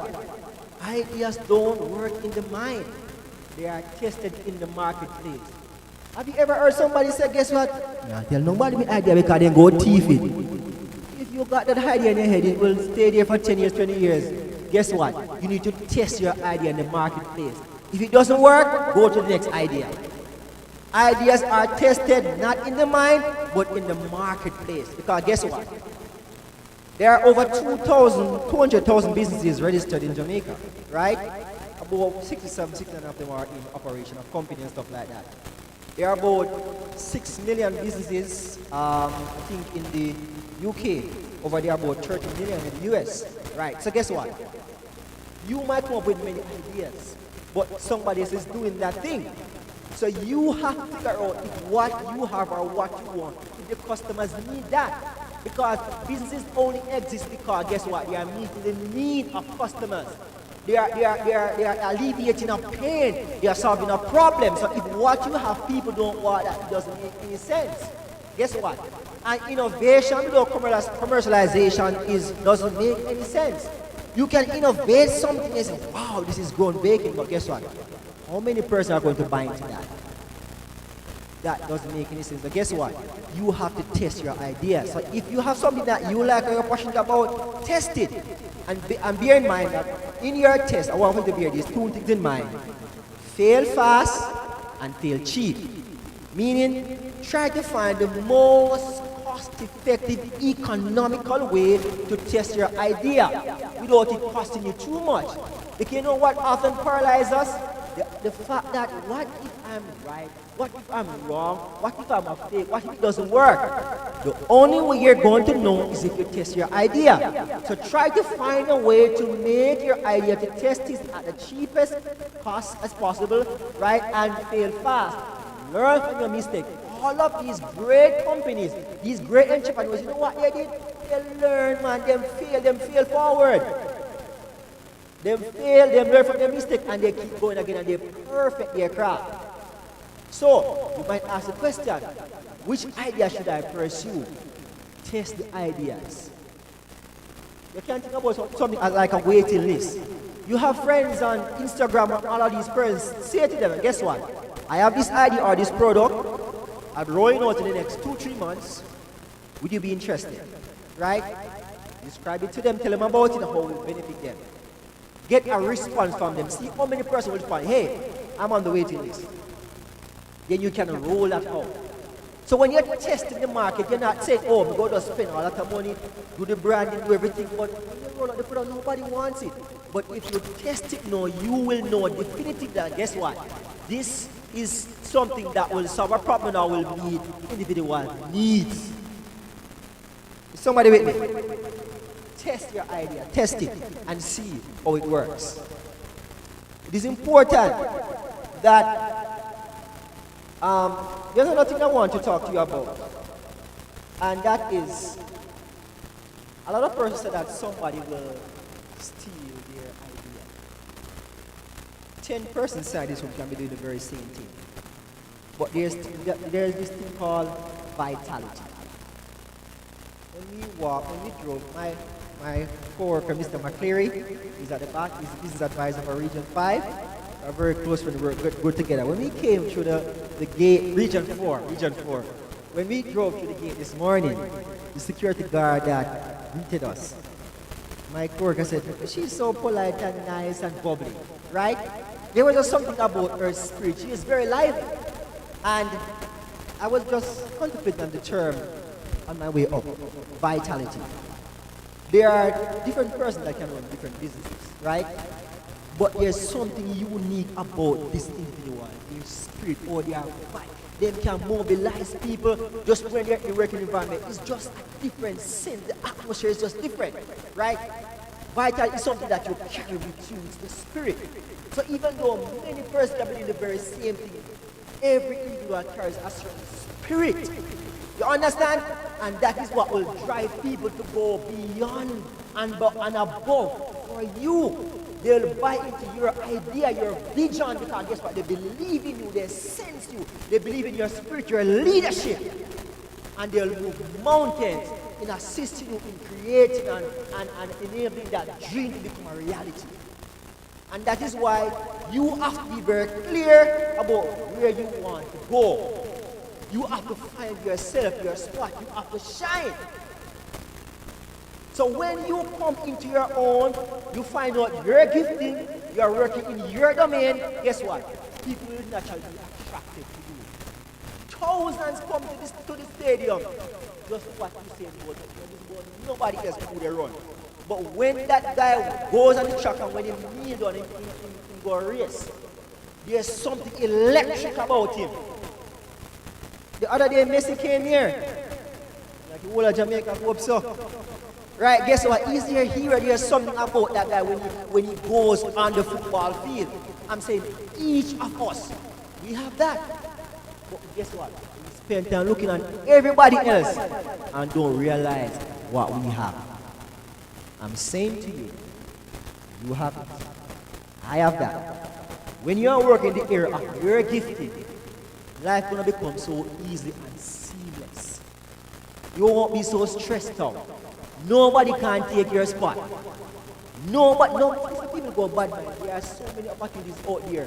Limitless opportunities. If one pass you today, there are many others. Position yourself that you can take advantage of this stuff. Enough of that. So, as the business advisor for Region 5, and more so, the entrepreneurship unit of our church based in Kingston, our unit have many different business advisors dispersed right across the island. And what we do as a unit is that we give out grants to budding entrepreneurs. And these grants can come in the form of supporting equipment. You don't get the cash in your hand, right, Mr. McCleary? But what we do, we give trainees equipment. But here's how the process works now. So you can have an idea, right? Or you have a current business. We will assess your idea, we evaluate your idea, and we determine the viability of that idea. What you do now, you write a business plan, and the business plan is considered to be your application. Once you submit that business plan, you will submit it to the relevant persons. It will be assessed and evaluated. It goes through about 4 or 5 stages of evaluation. And then from there, you'll know whether or not you have been approved for the grant. Where do I come in the process? So what I do, after myself and Mr. McCleary, we evaluate your idea, what we do, we plan workshops. So there are some persons that have a business, a good business, but guess what? They don't have any system in place. There is no business plan. So we assist you from the ideation stage, in assisting you to write a full and complete business plan.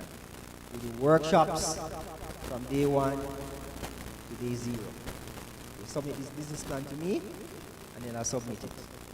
And in addition to that, after these trainees who have been successful in the application for the grant, what happens is that Hartrust do a handholding process for 2 years.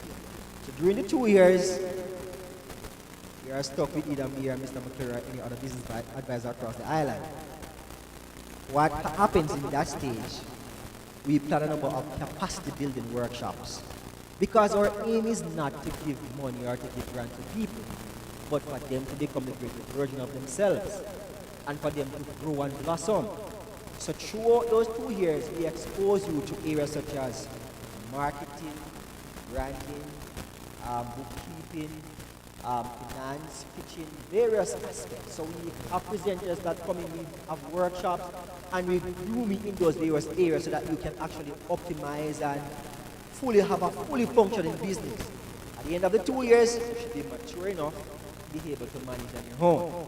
Right, so somebody might ask, what are the requirements for this grant? So first and foremost, you have to be a hard training, right? If you have a skill set, and maybe plumbing or in some other areas, you can be certified. What do they call that, Mr. McCleary? Assessment. So we'll come and assess you, right, so that you can be an assistant. But there are many of you here, you might, I think this might be a final year at school. You can enroll in a course at Hartrust of interest, do some skill or something. And if you have an idea, once you have that idea, you can always reach out to me, and we will take it from there. But I can tell you though that the opportunity is very good. There are many trainees who maybe lost hope and they have a business and they have been struggling, and we have been able to work with them to help them move from stage 1 to stage 2, right? Until they are fully operational. One of the most inspiring stories that I had recently, about a year ago, was this young man in Manchester.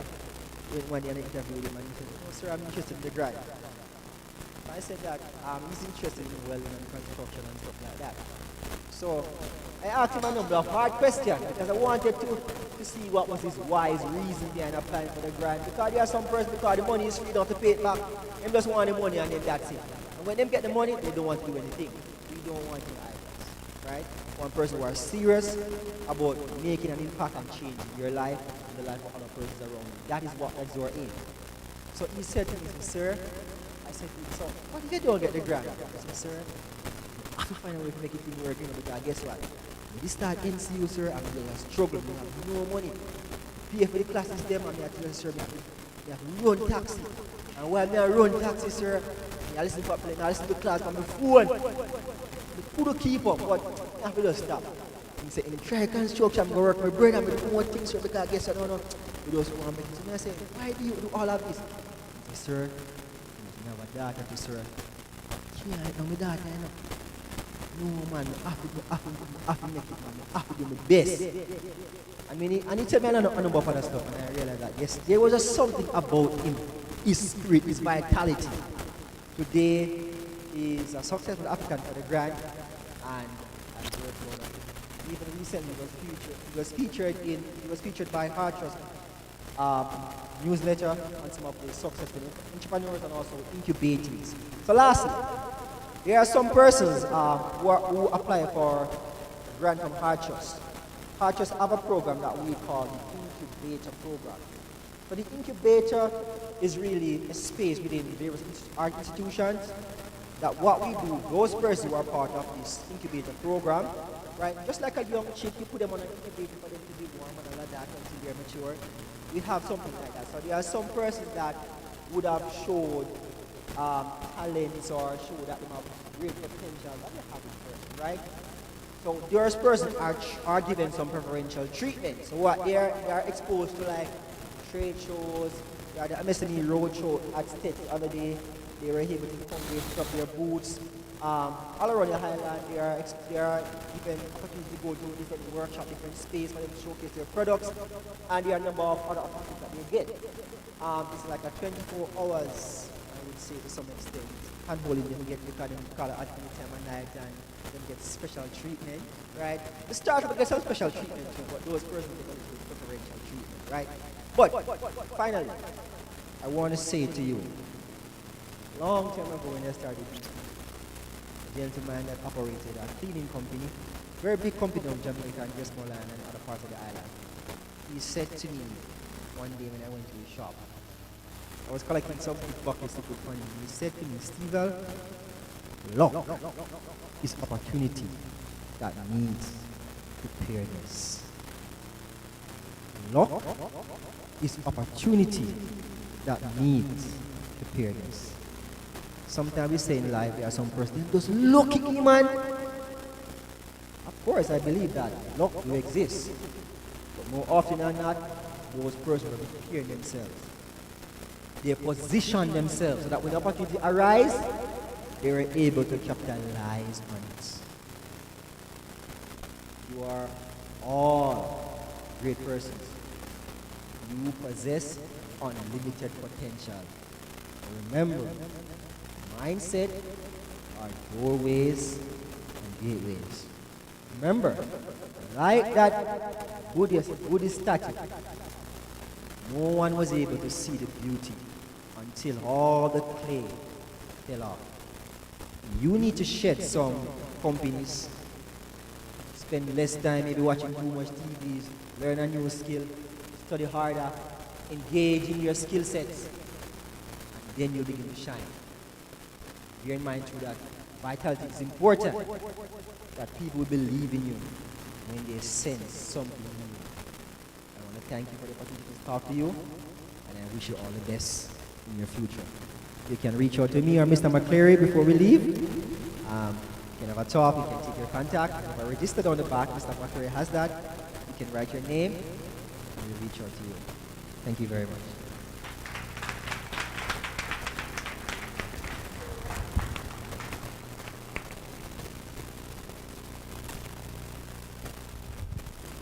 Mr. McKellop, I don't know if the business department and our entrepreneur students decided that they wanted you specifically here because of the fact that you give grants or loans. I went to Mr. McCleary when I heard you mention that because I wanted to know if it was real and not an election gimmicks, and it said yes, it is real. One of the things that I wanted to ask you, because we have a partnership with Hartress and TA, and we wanted to find out if some of our students, some of our young entrepreneurs can capitalize on some of those grants, because startup is important in any business. And once you can get that kickstarter, that push to springboard you into what your idea, your dream is, then it can help. So those of us who are here and have interest in starting our own business, Mr. McCullough is here, Mr. McCleary is down there. You can speak with either of them afterward, leave your contact information with them, and as he told us a while ago, they literally hold your hand as they navigate the world of business. Because as much as we think we know, sometimes the experts know much more than us. Ladies and gentlemen, Mr. McCullough, I thank you, sir, for your presentation to us today.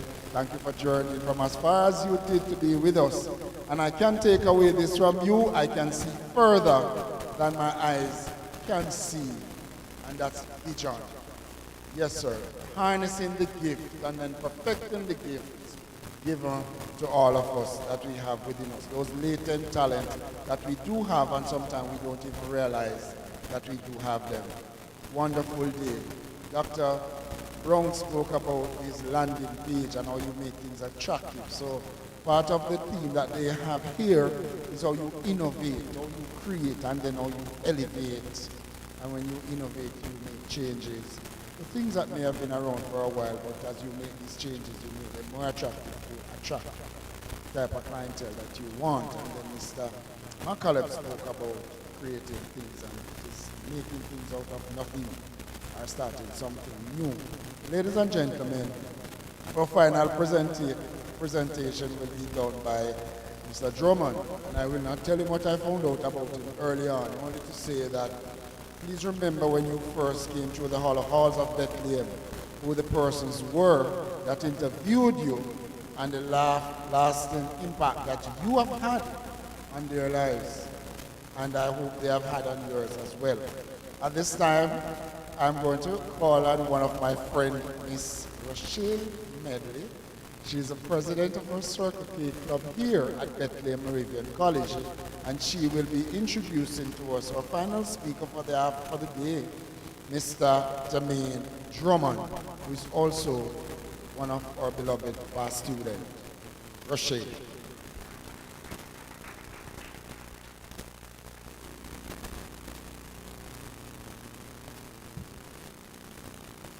Good afternoon. Our third speaker this morning is Mr. Jermaine Drummond, a distinguished entrepreneur, legal professional, and author whose dynamic career reflects resilience, innovation, and an unwavering commitment to growth. Originally from Montego Bay, St. James, Mr. Drummond began his tertiary education right here at Bethlehem. Earning a diploma in business education, his pursuit of excellence led him to Monroe College in New York, where he completed a degree in accounting, and later to England, where he completed his law degree and barrister training. After gaining valuable experience in the legal field abroad, Mr. Drummond returned to Jamaica to pursue his entrepreneurial ambitions. He founded Beyond 5 Beverages Co. Limited, which operates in Kingston. It involves manufacturing premium Blue Mountain iced coffee beverages, known for its creative fusion of traditional Jamaican ingredients, such as the coffee, carrot, ginger brew, coconut, vanilla, and chocolate. The brand has gained notable recognition. Most recently, Prime Minister Dr. Honorable Andrew Holness sampled Beyond 5's offering during the opening ceremony of Expo Jamaica 2025, signaling the company's growing national prominence. Beyond entrepreneurship, Mr. Drummond is also the author of Seeds Reserved Not Mine, a memoir that candidly explores his experiences overcoming financial hardship and social prejudice. Through powerful themes of perseverance, determination, and the life-changing impact of education, the book inspires readers to pursue their goals in the face of adversity. Mr. Drummond's multifaceted background offers a rich perspective on personal and professional development. His journey is a testament of power of hard work, focus, and resilience. We are honored to welcome Mr. Drummond this afternoon. His presence serves as a powerful reminder that with determination and purpose, success is within reach. Please help me welcome Mr. Drummond.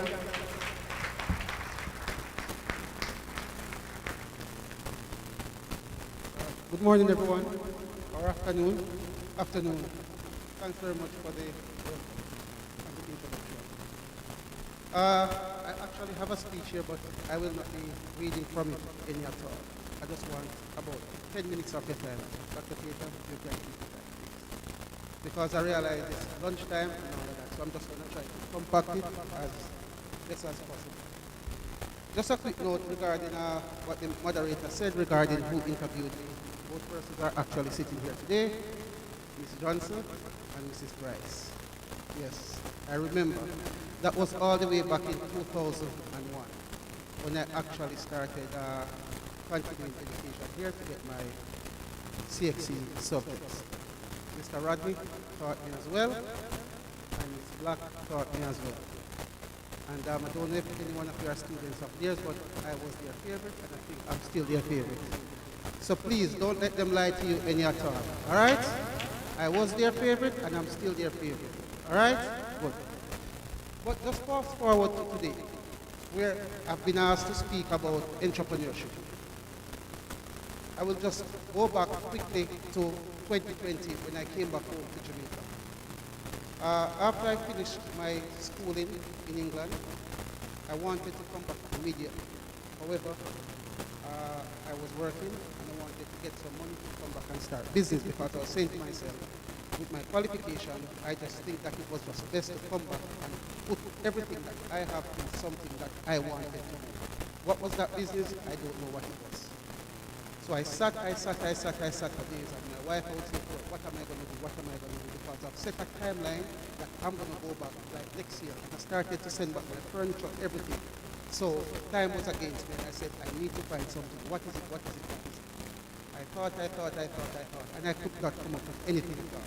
However, I do love coffee. I used to drink coffee 3-4 times per day.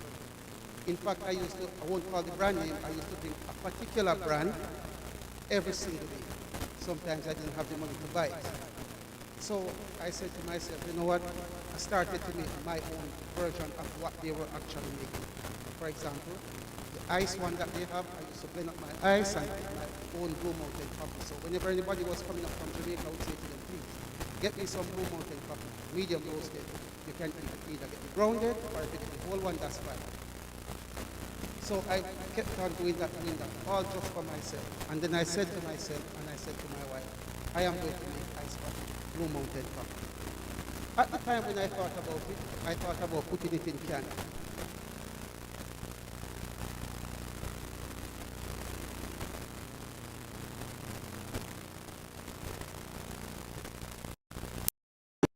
So at the time, I didn't see anyone putting it in cans.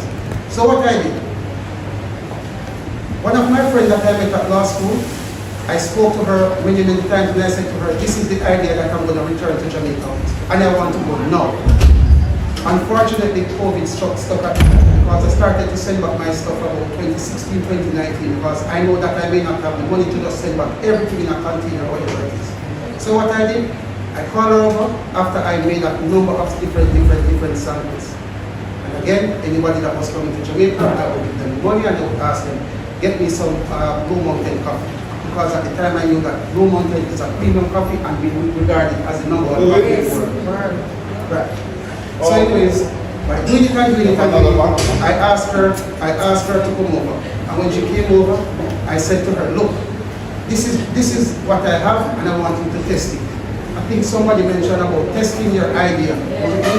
Yes, the gentleman mentioned about testing your idea.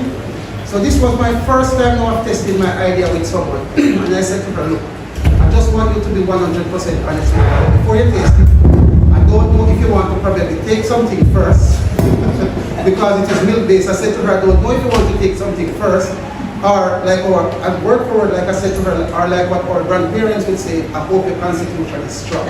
That's what I said to her. So she came over and I tested it. She said, I mean, it is good.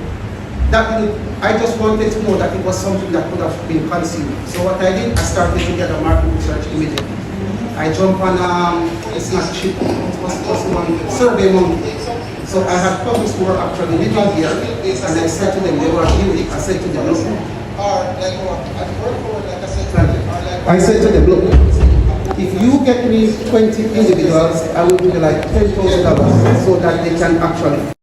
So I did the questionnaire myself on Survey Monkey, and I would remit the money to them, and they would have people filling out the questionnaires. So what I did, I gathered the market research. During that time, I actually asked other people from Jamaican background, come and sample this for me. Some of them would say, no, I don't have the time. I said, yes, you do. I would say to them, what time do you work? They said, okay, I work from 9 to 12, and then I get a break in the afternoon. I said, okay, no problem. Just come to my house, and I will pay 20 pounds. That's the money, 20 pounds like that. In the US, I said, I'll pay 20 pounds. So that's actually covering for your lunchtime to come, and they will come and they'll sample and they'll taste. So I say that to say, as the first part of being innovative is that you have to try different ideas. Even when you don't have an idea, you have to try to think about something. Then the difficult part came, which was to actually think about how you're going to get it into a package. Like I said, I thought about the can. Good enough, I realized that a particular brand, I won't call the names, actually started to put in the big cans. And I called the Jamaican and I said, you know that I'm onto something really and true. Because I said, this big brand actually starting to put it in cans. And they're saying, no, but that can't good because you're doing what you're doing. I'm saying, no, that is good because you're actually doing what I'm thinking. So at that time, though, I said, yes, I have the formula. This is what I'm going to do. Fast forward, COVID came, come probably 4 or 5 times. I had to rebook, and then I landed in Jamaica. Registered the company at the turn of the year because I came in December. So what we have now, went to the Scientific Research Council because I had called them from before, and I'm happy that they actually gave me some incorrect information. Because when I told them my idea, what I wanted to do, and I wanted to put it in the cans, they said, no problem, they could. Unfortunately, they could not. Because of the machine that they have, they can't put it in cans. So what we did, after innovating, what's the other one? Creating or innovating? What's the other? Innovating. Creative, right. So we wanted to create the package that it was to be in now. So unfortunately, they could not do that, but that didn't stop us. So they recommended to me to put it in bottles. That wasn't my idea, but yes, I went with it. So what I'm left with now, I have two ideas that are actually opportunities. One in bottles, and as soon as I get a machine from China, which I've actually ordered already, we're going to have it also in cans. Now, looking back, or even looking at what is happening today, I'll just speak on even the expo that went just this past weekend. It was phenomenal. When you see supermarkets that actually refused it before, and when individuals, customers from their supermarkets come and sample, and it's one thing I like with these uptown people. They don't care. They said, why is this not in my supermarket? I'm like, go and tell them to bring it. Go and tell them to carry it. You purchase it now, they said, yes. Take a picture and you can, when you go back the next time, they said, no. We are going to message them now. And they messaged them on the Saturday, and the Sunday, about 4 or 5 of them were in the booth sampling. Funny enough, they gave some nonsense story as to why they don't want to carry it, but as real entrepreneurs, you just let that be aside, you don't challenge them on it, and all you want to do now is just put it here. When you see people come from Antigua, the United States, Latin America, and asking for this product to be exported here, it speaks testament. It speaks of volume. So what do we have? I heard somebody over there mentioned about when they wanted some innovation at their school. She said to bring KFC. Well, how about bringing our own Jamaican chicken into the school then? Our own version of fried chicken into the school. That is how we have to think. We have to remember, Dr. Tatum spoke about AI and content creating and all of that. That is good when you do that, but remember that we are always using somebody else's platform. So the best thing that we can do is come with something that is very organic, and then we use their platform to take it to another level. All right? So, coming back to Bethlehem here, it is my first time being back here since 2005. And all the time, classmates have asked me, are you going to return? You know that you're on a lot of lectures, we're friends and all of that. I said, no, I'm waiting on a particular invitation to go to Bethlehem and to speak. You remember I told you Miss Black and Miss Jones when I met up with you guys, right? And obviously, they invited me to come here. And I hope next year you guys invite me again, because I'll feel jealous if I'm not invited every year. Because I hope this is a yearly thing as well too. So, my 2 cents to you guys here today is this. Whenever you are thinking about an idea, the less people that you tell it to that is not of like-mindedness, it is the best. So find like-minded people and share your idea with it. Everything that I did, it is from the ground starting up. And you have got to be receptive. One of the mistakes that I made was that it took about 3 years for me to put it in the bottles, because all I wanted to do was to put it in the cans. In my mind, and these are the words that I use every time to describe the cans, I'm like, I want to put it in those sleek, sexy cans, so that it looks good and marketable. However, I should have listened, otherwise I would have had that drink on the market over 2 years, because each time I was insisting, no, we can do it this way, we can do it that way.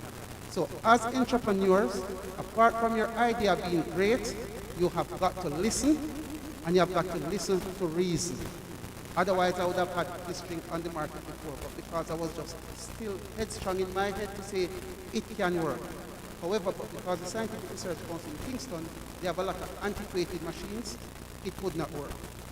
So, I'm just going to make 3 commitments here to Bethlehem College for all the future entrepreneurs, or if there's even just one, because I realize there are students from high schools around. I've never had anything like this when I was attending high school. I don't know about university. People were specifically invited to come and speak to you. Now, I will say this, and this is the only time that I will read from here. 3 commitments that I'll make from a public game is that I remember I was speaking to Ms. Johnson about Expo 2025, and she said that they wanted to attend, but whatever it is happening, it will happen. And I said to her that, you know what, I will use my influence, and I will actually do whatever it takes to get them to the next Expo 2025. So whether it be transportation costs or tickets, then I'll sort that out. Because what happens is that, just as the gentleman here said, is that when we think about people being, the colloquial term, bad mind, what I've learned since doing business is that even our very own competitors, we are only competing for the same marketplace, but at the same time, we are not trying to knock others down. And I'll just give you a quick example. I think it was Sunday, Loop newspaper came to my booth to do an interview. And they interviewed me. And I held the girl's hand and I said, look, there's another booth that I want for you to do an interview with. In fact, before she interviewed me, I told her, look, you have to interview that booth. You have to go there and you have to interview them. The gentleman's a good friend of mine. He manufactures similar products to mine. He manufactures a coffee punch. He manufactures Jackass Pan coffee. He manufactures, I think, a gourmet jelly made from Blue Mountain coffee, and he also manufactures a syrup and another, and I think a tea bag as well, that's made from coffee. So that is the first thing, because it would be very good if you guys, whoever it is from the business department or whoever they work it out, can actually attend these things. It is a phenomenal and extraordinary event. You see everyone there that you see on television. You see all those business people there. You see every single product that you consume in your house. You see all of those big, huge companies here. And one thing that I've told myself, the more Beyond 5 beverages grow, it is the more that I believe that the rural area schools must be exposed to businesses. Because a lot of the times, all these businesses and owners, businesses and business owners, they only go into the corporate area schools. One, because it is convenient. However, whatever it is that my company will do to go into the primary schools, to go into the high school, I'll do it. The gentleman drove from Hanover today. Well, I came from Ochoas. So at the end of the day, whatever it is that we as business people that are from rural areas, for example, or like rural areas, we must do. The second commitment is that hopefully, whoever it is in the business department that I will liaise with, I will also provide a scholarship going forward, more than likely from the 2026 school year. Hopefully, it can be 2 students, but we'll work that details out. And I say that to say this, one second. And I say that to say this. I myself, it is a scholarship that has actually funded most of what I've done.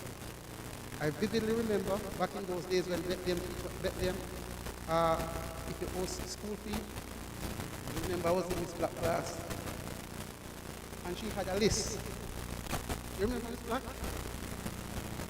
And before it was the 40s Black, right? Yes. And before she came in the class, she called me outside, and she said to me, Damin, your name is on the list. But if and when I call your name, you must still always come back to my class, because I know that you're going to give me a 1 in accounts. I did deliver the 1 as well. You know what is funny? When she started calling the names, my name wasn't called as yet. So all those people actually just got up and left, even those names were not called, and I didn't leave. That is why up to today, Bethlehem is so close to me. When I started my teacher training, the Alumni Association in New York, they actually paid a lot of my school fee as well. Hard work and determination.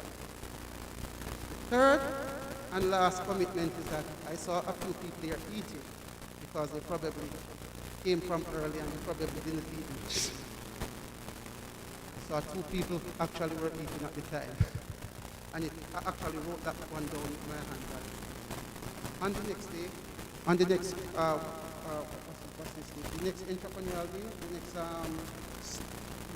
seminar and trade show, I will make sure that I liaise with whoever the organizers are, and I will provide the refreshments throughout the day so that when they come, they can have refreshments at the back that they don't have to be hiding and sneaking and be eating. Honestly. Yes. And if I I can actually get even one corporate entity to come along at the next one, I will definitely do that. Because like I said, a lot of the times when we think about competition, we think about the colloquial term bad man. Being a part of the Jamaica Manufacturers and Exporters Association, we sit with these people that we see on television, we sit with these people who are on boards, and we sit with these people who are owners of these big, huge companies, and the only thing that they give to you is encouragement.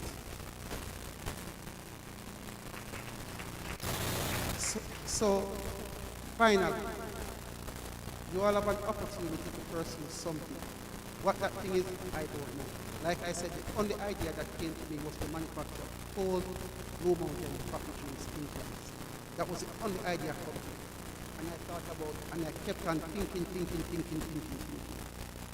You guys can type in the computer, guys can type in that thing on the mobile phones, the tablets. You can even search what types of ideas that I can use to become an entrepreneur. Now, last thing that I would say, statistics shows that 70% of small business that start up only last for 2 years. And half of that 70% will last for 5 years. And only a quarter of that will last for 15 years. That's from the Harvard Business School Professor William Shalom. Now what does that say? It is difficult work. It is hard work. I remember after coming from the expo, I think it was Monday, Mr. Johnson contacted me and said that I must be resting. No, there was no resting to be done. We just have to keep going. Because even today when I was driving down with one of my cousins, and she said, are they covering anything for you? Will they give you anything? I'm saying, no, these are not things that we do, that colleges will do. These are things that you, as that person who has made it, you just do it to give back. And you have, when you're going back, you have to go back with something to give back. So at the end of the day, like I said, these are my true commitments. I don't know if anybody has written it down, but you can hold me to that. And like I said, I'm happy that you guys have invited me back because I've been waiting, you know, Miss Black, Miss Johnson, Mrs. Price, for all these years to be invited to come back, to actually speak, not just to come and visit, just the lecturers or everybody. So thanks very much again. And pursue your dreams. I encourage you.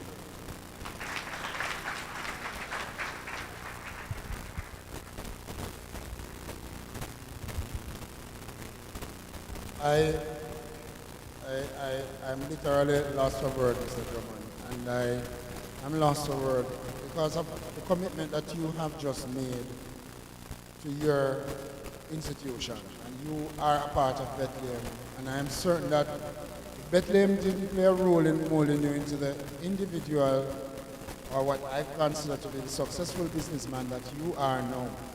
To have started such a company, then you would not be standing here making a commitment to us about giving back to your noble institution. I'm touched by what you just said and what you just did a while ago. And I'm certain that the lecturers who you have identified by name, I told you earlier that I spoke to them before I came up here, and they told me, they reminded me about when you came here for interview. And since then they have adopted you. And then you mentioned Miss Black. Ladies, and all of us present here today, this is why we do what we do. We don't do it because we are paid $1 million per month. Teachers are never paid enough money for the job that they do. But when you can change a life that is going to impact thousands of lives in our country, that is where the real impact of your commitment to change the lives of our students is. And I want to encourage you as you sit there to continue to do what you are doing. And the head of the business department is also here as well. Mr. Rodney, please make certain that you document what was just the commitment and the offer that was just made to our institution now. Because I am certain that the students who are here and those that are to come will benefit greatly from what Mr. Drummond has offered to us as an institution. As a matter of fact, I don't know if you noticed that our presenters have been creating an impact by just coming here and telling us what they have to offer to us. And we are going to make certain that whatever the Heart Trust entity has to offer to us, we are going to take you up on that, sir. Don't ever think that we are not going to be at you. We want those grants. we have the MOU that have been signed and executed already, and we are coming back to you. And I'm certain that we'll be in touch with Mr. Drummond to see how much he can offer to the business department and Bethlehem Moravian College by extension. I am touched, ladies and gentlemen, and I am so happy that I am a part of what is taking place here right now. Two things are going to take place now as we seek to wrap up this portion of our program. Miss Lorian Gray is going to come and do a vote of thanks, and then after that, some presentations are going to be made to our presenters who have been with us from this morning. And then we will go into a very special section of this program before we start viewing the products and the displays that are downstairs for us. So at this time, I call on Miss Lorian Gray to do our vote of thanks. Good day, everyone. On behalf of the 4 BSA marketing students, I would like to express sincere thanks to everyone who made today's seminar and trade show a success. To our principal in his absence, honorees, guest speakers, and visiting students, thank you for your presence and support. Your contributions have truly enriched this experience. Special thanks to the business department for their guidance, and to our fellow students for showing up and engaging with us. We are grateful for this opportunity to learn, grow, and share with all of you today. Thank you, and enjoy the rest of your day. Thank you very much, Lorian, for that. Students or visitors, don't worry about lunch. Bethlehem Moravian College is going to take care of you. So as soon as we are finished this part, some of our hostesses will guide you to our dining area, and we are going to make certain that you are well fed. See, part of what we want to do is to make sure you come back here as students at Bethlehem Moravian College as soon. So we are going to feed you, and after we feed you, then you're going to make the decision to come back, yes, to join us here as Bethlehem Moravian College students. I'm going to ask representative from the group that is putting on our expo for us today, the 4 BSBA students. And Ms. Black, I'd like for you to join us up here as well. Dr. Brown, I'd like for you to stand. Yes, ma'am. Even though you're a past student, proud alumni of our noble institution, and what I consider to be one of my persons who always does great presentations for us, can you make your way to the front for us, please?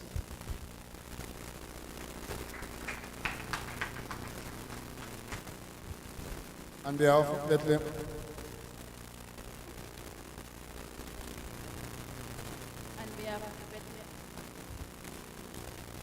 On behalf of the Bethlehem Business Department, I would like to appreciation for your responsive AI Thank you.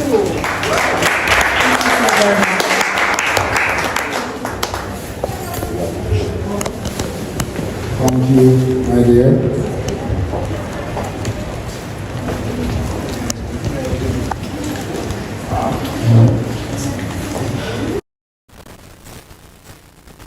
And now, Damien, if I may call you so, and not Mr. Drummond today. There was a little bit of quarreling at the back that you don't know about. There were 3 persons who were claiming you. Yeah, well, yes. And then at the end, one of them out-muscled the others, as she should. Yeah, she said she's responsible for you. You are hers, and she's claiming you. Then you go to the front for me, please, sir.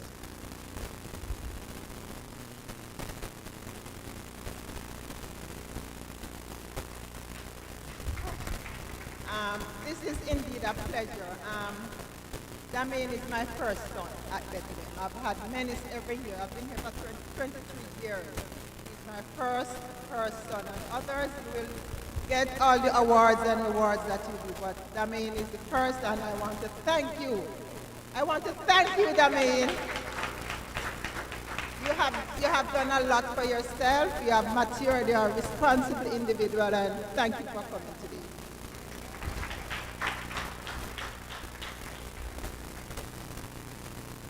This is just amazing. This is just simply amazing. Yes. And then Mr. Hartrus himself, Mr. McCallum. Yes. And I'm going to remind you again about those grants that you are going to give to us. I'd like for you to make your... Yes, we will. Okay, sir. Good afternoon again, everyone. Sir, on behalf of Bethlehem's Business Department, we'd like to thank you for coming and sharing.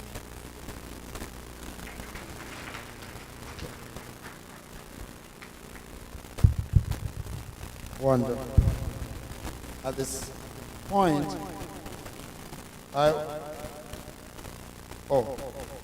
so Rocher, again, president of the Circle K Club. Yes. Sir, I'm a friend only today, but come here. After today, we're not friend again, but come here. Sir, come now.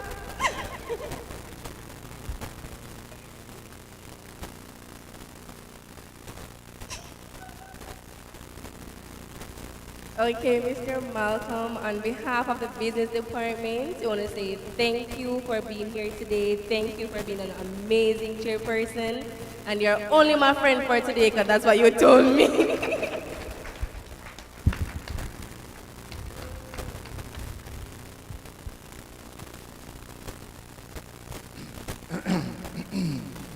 Oh my God. Can I look in the back? No, I'll save that until later. But I do thank you. Thank you very much, students. There are just some persons that I can't say no to at Bethlehem. And when I was approached by members of the business department, led by Mr. Rodney and Ms. Johnson, I couldn't say no to you. I don't know if some of you know that most of our staff are away today for research workshop somewhere on the other side of the island, the North Coast, that everybody wants to go to. And I was given the offer 4 different times to be a part of that 3-day stay over at an all-inclusive hotel. Yes, honestly. And I said, no, I'm not going anywhere. Yes, the entire administrative staff wanted me to be a part of it. And I said, no, I'm staying here because I think that this is more important. When we can touch our students' lives in this way, nothing else can come above this. And I am just happy to be a part of this. So thank you. And I'm going to now call on Mr. Rodney, the captain of the ship, chief instigator. I can call him a friend who is going to take us through this very special part of the afternoon's proceeding. So at this time, ladies and gentlemen, Mr. Rodney is Dean for the Faculty of Natural and Applied Sciences. He's also the head of the business department and the person who I consider to be one of the chief conceptualizers. And I also know that he's very brilliant. I met him in 2007 when I came to Bethlehem in this very room doing a presentation, and I said to myself, what a man bright. Yes, and I think he still is. So at this point, just bear with us for another few minutes as Mr. Rodney takes us through this part of our afternoon's activities. Thank you, Mr. Malcolm. Thank you, members of the head table. And I want to say a special thanks to our high school students. You're very diligent. I know it may pass the lunchtime, and it's not easy to focus for more than 2 hours. Thank you again for coming, and thanks to the teachers in the school for encouraging your students to be with us today. We talk about entrepreneur, and our presenters present to you about attributes of good entrepreneur, what you need to do. Some of our past students had ventured into this area. They have become entrepreneurs. And we thought that the best example to show to our students are a person who actually lived what we have been talking about today. And the business department want to use this opportunity to recognize 4 of our past students who have started business and have been doing very well. there are examples and want to document it, and we ask them, can we display this on our social media website so that you can be of inspiration to other persons? We know that the turnout today may not be as great as Malcolm has indicated, that a number of lecturers and students are in Trelawney, Mr. Malcolm, at Research Day, and therefore want to stream it to make sure that there is some evidence, there's permanent documentation of this. So we are using this occasion. Mr. Malcolm, you have to deputize the principal because he was the person to recognize 4 of our past students with a plaque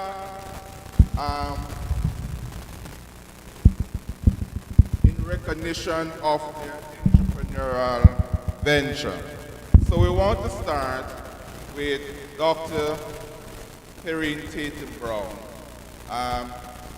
She's a consultant, she's a teacher, lecturer. And Mr. Malcolm, could you take the honor of present this to Dr.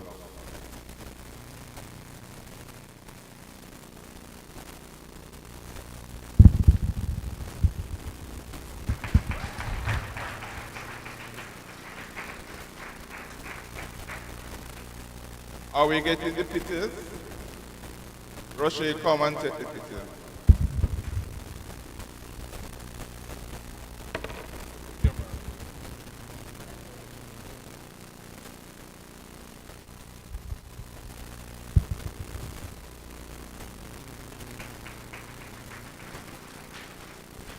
Our second honoree is Dacia Genius.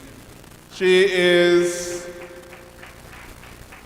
and student, my discouragement is not, there's not sufficient student here.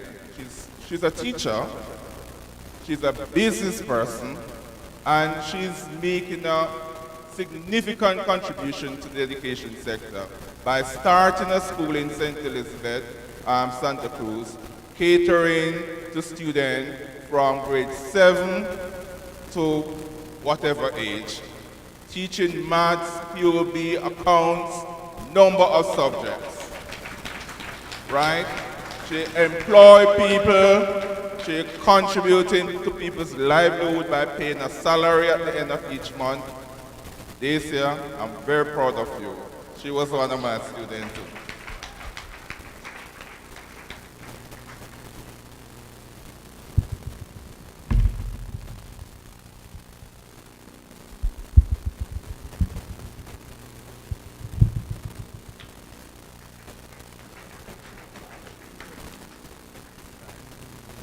Our next honoree is Sean, right?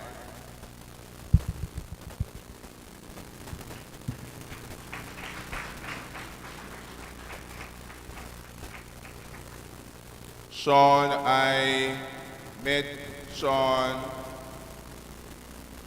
through another, I know Sean from Bethlehem, but when I was looking for somebody to counter fabrication. So another person who is a business person, and I even can make him know that we honored Sean because he's going to say, Mr. Rodney, you never recognize me. Teran is my very good friend. And since then I've been doing business with Sean. Sean is a professional. He's an ethical man. When you say that, Mr. Rodney, you can get it that time you're going to get it. Sean, I have recommended a number of persons to Sean, and everybody come back with commentation. One day I was in Miss Blythe's office, and she said, I wanted that headstone for my engineer. And they said, Sean is the person. And since then, she has been speaking glowingly about Sean. Continue to be the business person you are, and I just hope that the business goes from strength to strength. And we'll be always recognizing and representing you, and we'll do our best to spread the word about Granite Concept. So remember that word, Granite Concept in Mandeville. Anything that you need about granite, headstone, and I saw you doing a new thing, promoting this granite for grave, big thing. Right, so that's where Sean is. Thanks again, Sean, and congratulations.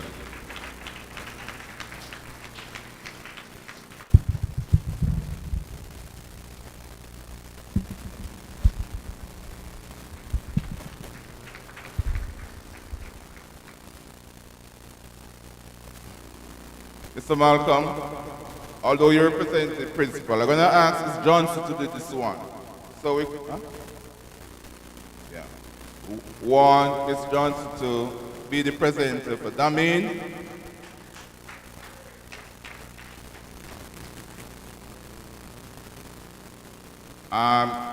Damin, when I was doing, because Ms. Johnson asked Damin for information about his business for us to do the introduction. And it was not forthcoming because I know you're very, very busy. And I started to do the research and found the book. And, you know, you're an inspiration in many, many ways. And we can't say thanks enough to you. Your presence here is more than just words. Your presence here is an inspiration to our students, our potential students sitting there in different uniform, and our current students. I'm pronouncing God blessing on you, and may you strive from strength to strength. So this is a token just to say we are proud of you, Bethlehem, and the business department in particular. Where's Mr. Young? Come, take this. We really very, very proud of you, sir. And may you use this token in remembrance of us. Thanks.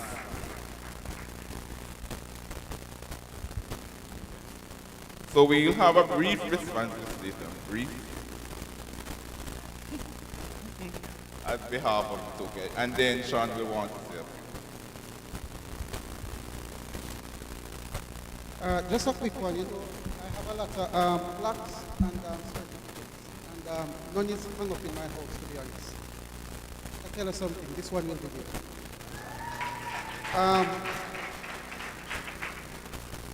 The story that can't leave me and Miss Johnson.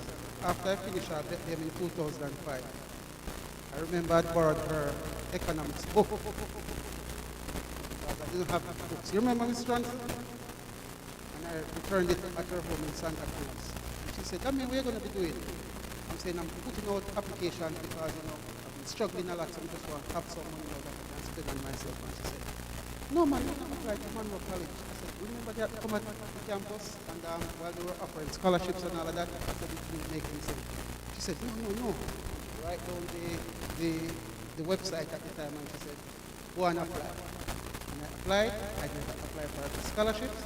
And I actually got the scholarship. They actually offered it to me. So that is how I ended up at Monroe College, and I got the degree in accounting. So again, thanks very much. And Ms. Bryce, one love. Thank you. Okay, thank you, Damien. All right, so Mr. Rodney said brief, but I'm going to be brief. Just want to start out by saying how truly humbled I am. On behalf of the honorees, on behalf of everyone here who received those tokens, I just want to say a big thank you to Bethlehem. I am touched. The Bible says in Proverbs 19, verse 21, many are the plans in a person's heart, but it is the Lord's purpose that prevails.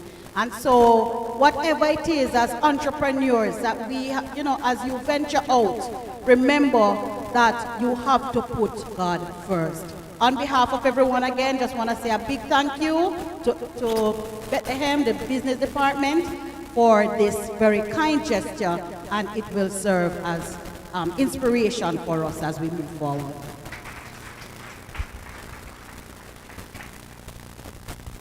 Thank you, Doc.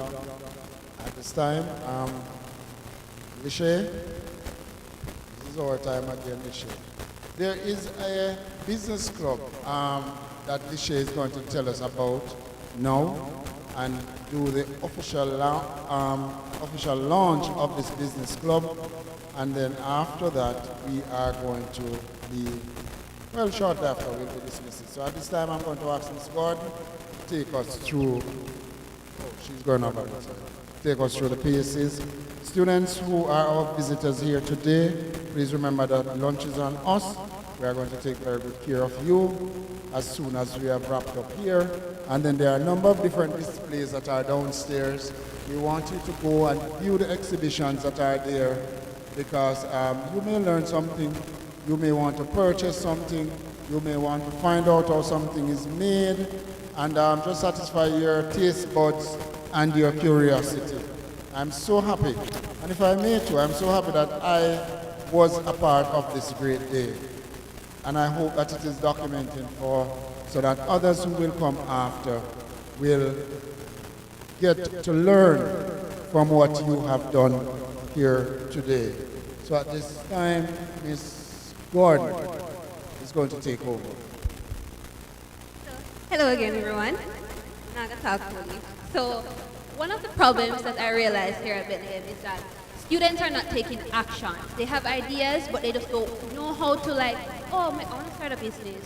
How are you going to do it? They don't have the resources. They don't know what to do, how to go about it. Because in Jamaica, I've realized that getting access to this type of information is very hard if you don't have these. So I've decided, why not have a business club?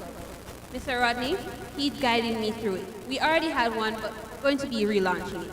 So I'd first like to welcome all of you first to the official launch of the Bethlehem Moravian Business Club.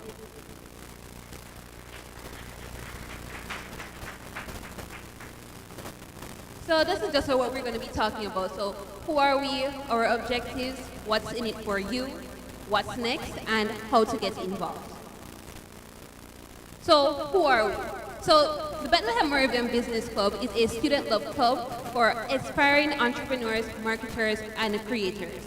So any ideas, it doesn't matter how big, how small, if you have an idea, it can be turned into an opportunity. And that's what we want to see. Because everyone needs to have multiple streams of income. Not just one, because if not business, why not? Next, we want to stay by opening to all students to collaborate, not just for the business department, but for everyone here at Bethlehem. No matter your program, you can have a business idea. Next, we're going to be designing to spark innovation and real-world skills. Because leaving school, you may not know how to file your taxes. We want to be a part of that. Next is our objectives.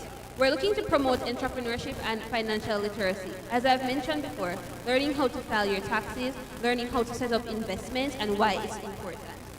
Next, we're going to look at supporting student-led business ideas. This is critically important because, as I've said, everyone has a business idea, no matter how small. We're going to be looking at how can you create that? How can you take the next step? We're going to be hosting workshops, networking events, and competitions, such as this one right here. This is networking. You may not know it, but you're actually networking with everyone in this room. You don't know who can be your next customer. We're also going to be developing leadership creativity and real-world skills. As Ms. Taysom Brown has mentioned before, AI. How can AI help us in our business today? So why join? Critical. You're going to get the skills you need that you won't get in the classroom because they're not going to teach you all these things. Next, you're going to have exclusive events and mentorship. We, a part of the business club, are going to ensure that we have connections with everyone outside of Bethlehem, inside of Bethlehem too, who can talk to us and give us insight on what is happening. We have our professionals right here, and we can ask them questions. So we are ensuring that we have the links to help you take it to the next level. We also want to support the ideas for your business club. So if you have an idea, if you're saying, oh, I'm interested in making posters, but you're not sure how to do it, or you don't think it's worth it, trust me, every idea can be turned into something. And then we're going to help you to build your portfolio, resume, and confidence. One of the things that we have problem with, even in my group, is to do presentations. It's hard, people get nervous, people feel like, oh, I'm going to have to read off the phone, they don't know how to be original. With the business club, we're building professionals, enabling them to have the confidence to be able to talk freely and not just, what to do next. So this is what we are planning to do is business club. So this would be the end of my presentation, and I look forward to seeing all of the potential Bethlehemites here as a part of the club. Thank you so much. Thank you very much, Ms. Gordon. Before I close and give our vote of thanks, Mr. Holness, Sean, still want us to speak or say something to us before we close. So at this time, everything granite, right? Where in Mandeville are you located?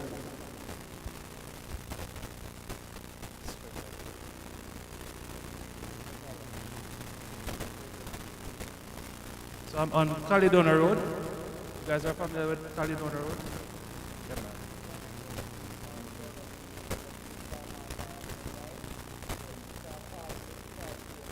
Yeah, man. Just before you turn on to the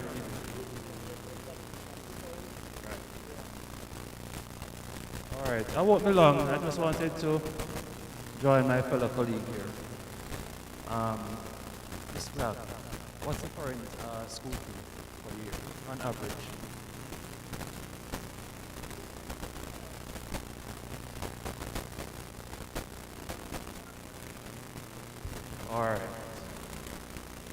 All right, so for the 2026 school year, I also want to add 2 persons scholarship. All right.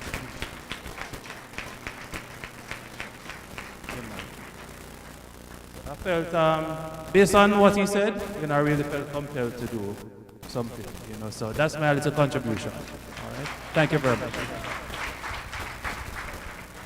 God is truly amazing. God is truly amazing. God is truly amazing. My God is truly amazing. Mr. Holness, Mr. Drummond, word cannot express how thankful we are for your immensely kind gesture of ensuring that you help to change the lives of some of our students here at Bethlehem Moravian College. One of the things that you probably don't even realize yet is that you are going to be breaking a cycle of poverty that may exist among a family. Move a generational curse and create wealth. You are paying it forward for our students, and as Dr. Brown said, God bless you immensely. And we hope that your businesses will continue to grow from strength to strength as you give back to this place that has helped change the lives of so many persons in our society. When you change the life of one person in one family, in one community, you may not understand until later on the domino effect that will have on an entire generation. Gentlemen, we thank you wholeheartedly for your gesture, and we are going to take you up on it. Mr. Rodney is here, and other members of the department is here, and we are going to capitalize on those offers that you have made to us. What more could we ask for, ladies and gentlemen? I am so happy and so proud as a Bethlehem alumni to be a part of what is taking place here today. And for our prospective students, because I'm speaking it into being, this is what defines Bethlehem Moravian College. Our care is for the future. And this is how we care for your future. Thank you very much, gentlemen.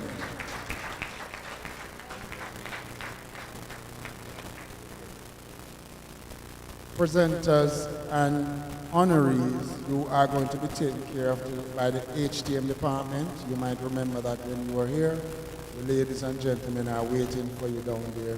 Our invited guests, our students, our hostesses, that's some of our students are going to be taking you to our dining area to make Lori stand up so that they can see you. She is going to guide you to that area so that you will be well fed and well taken care of today. Ladies and gentlemen, this morning, today, has been an auspicious occasion that I am very proud to be a part of. And I thank you from wherever you are traveling from.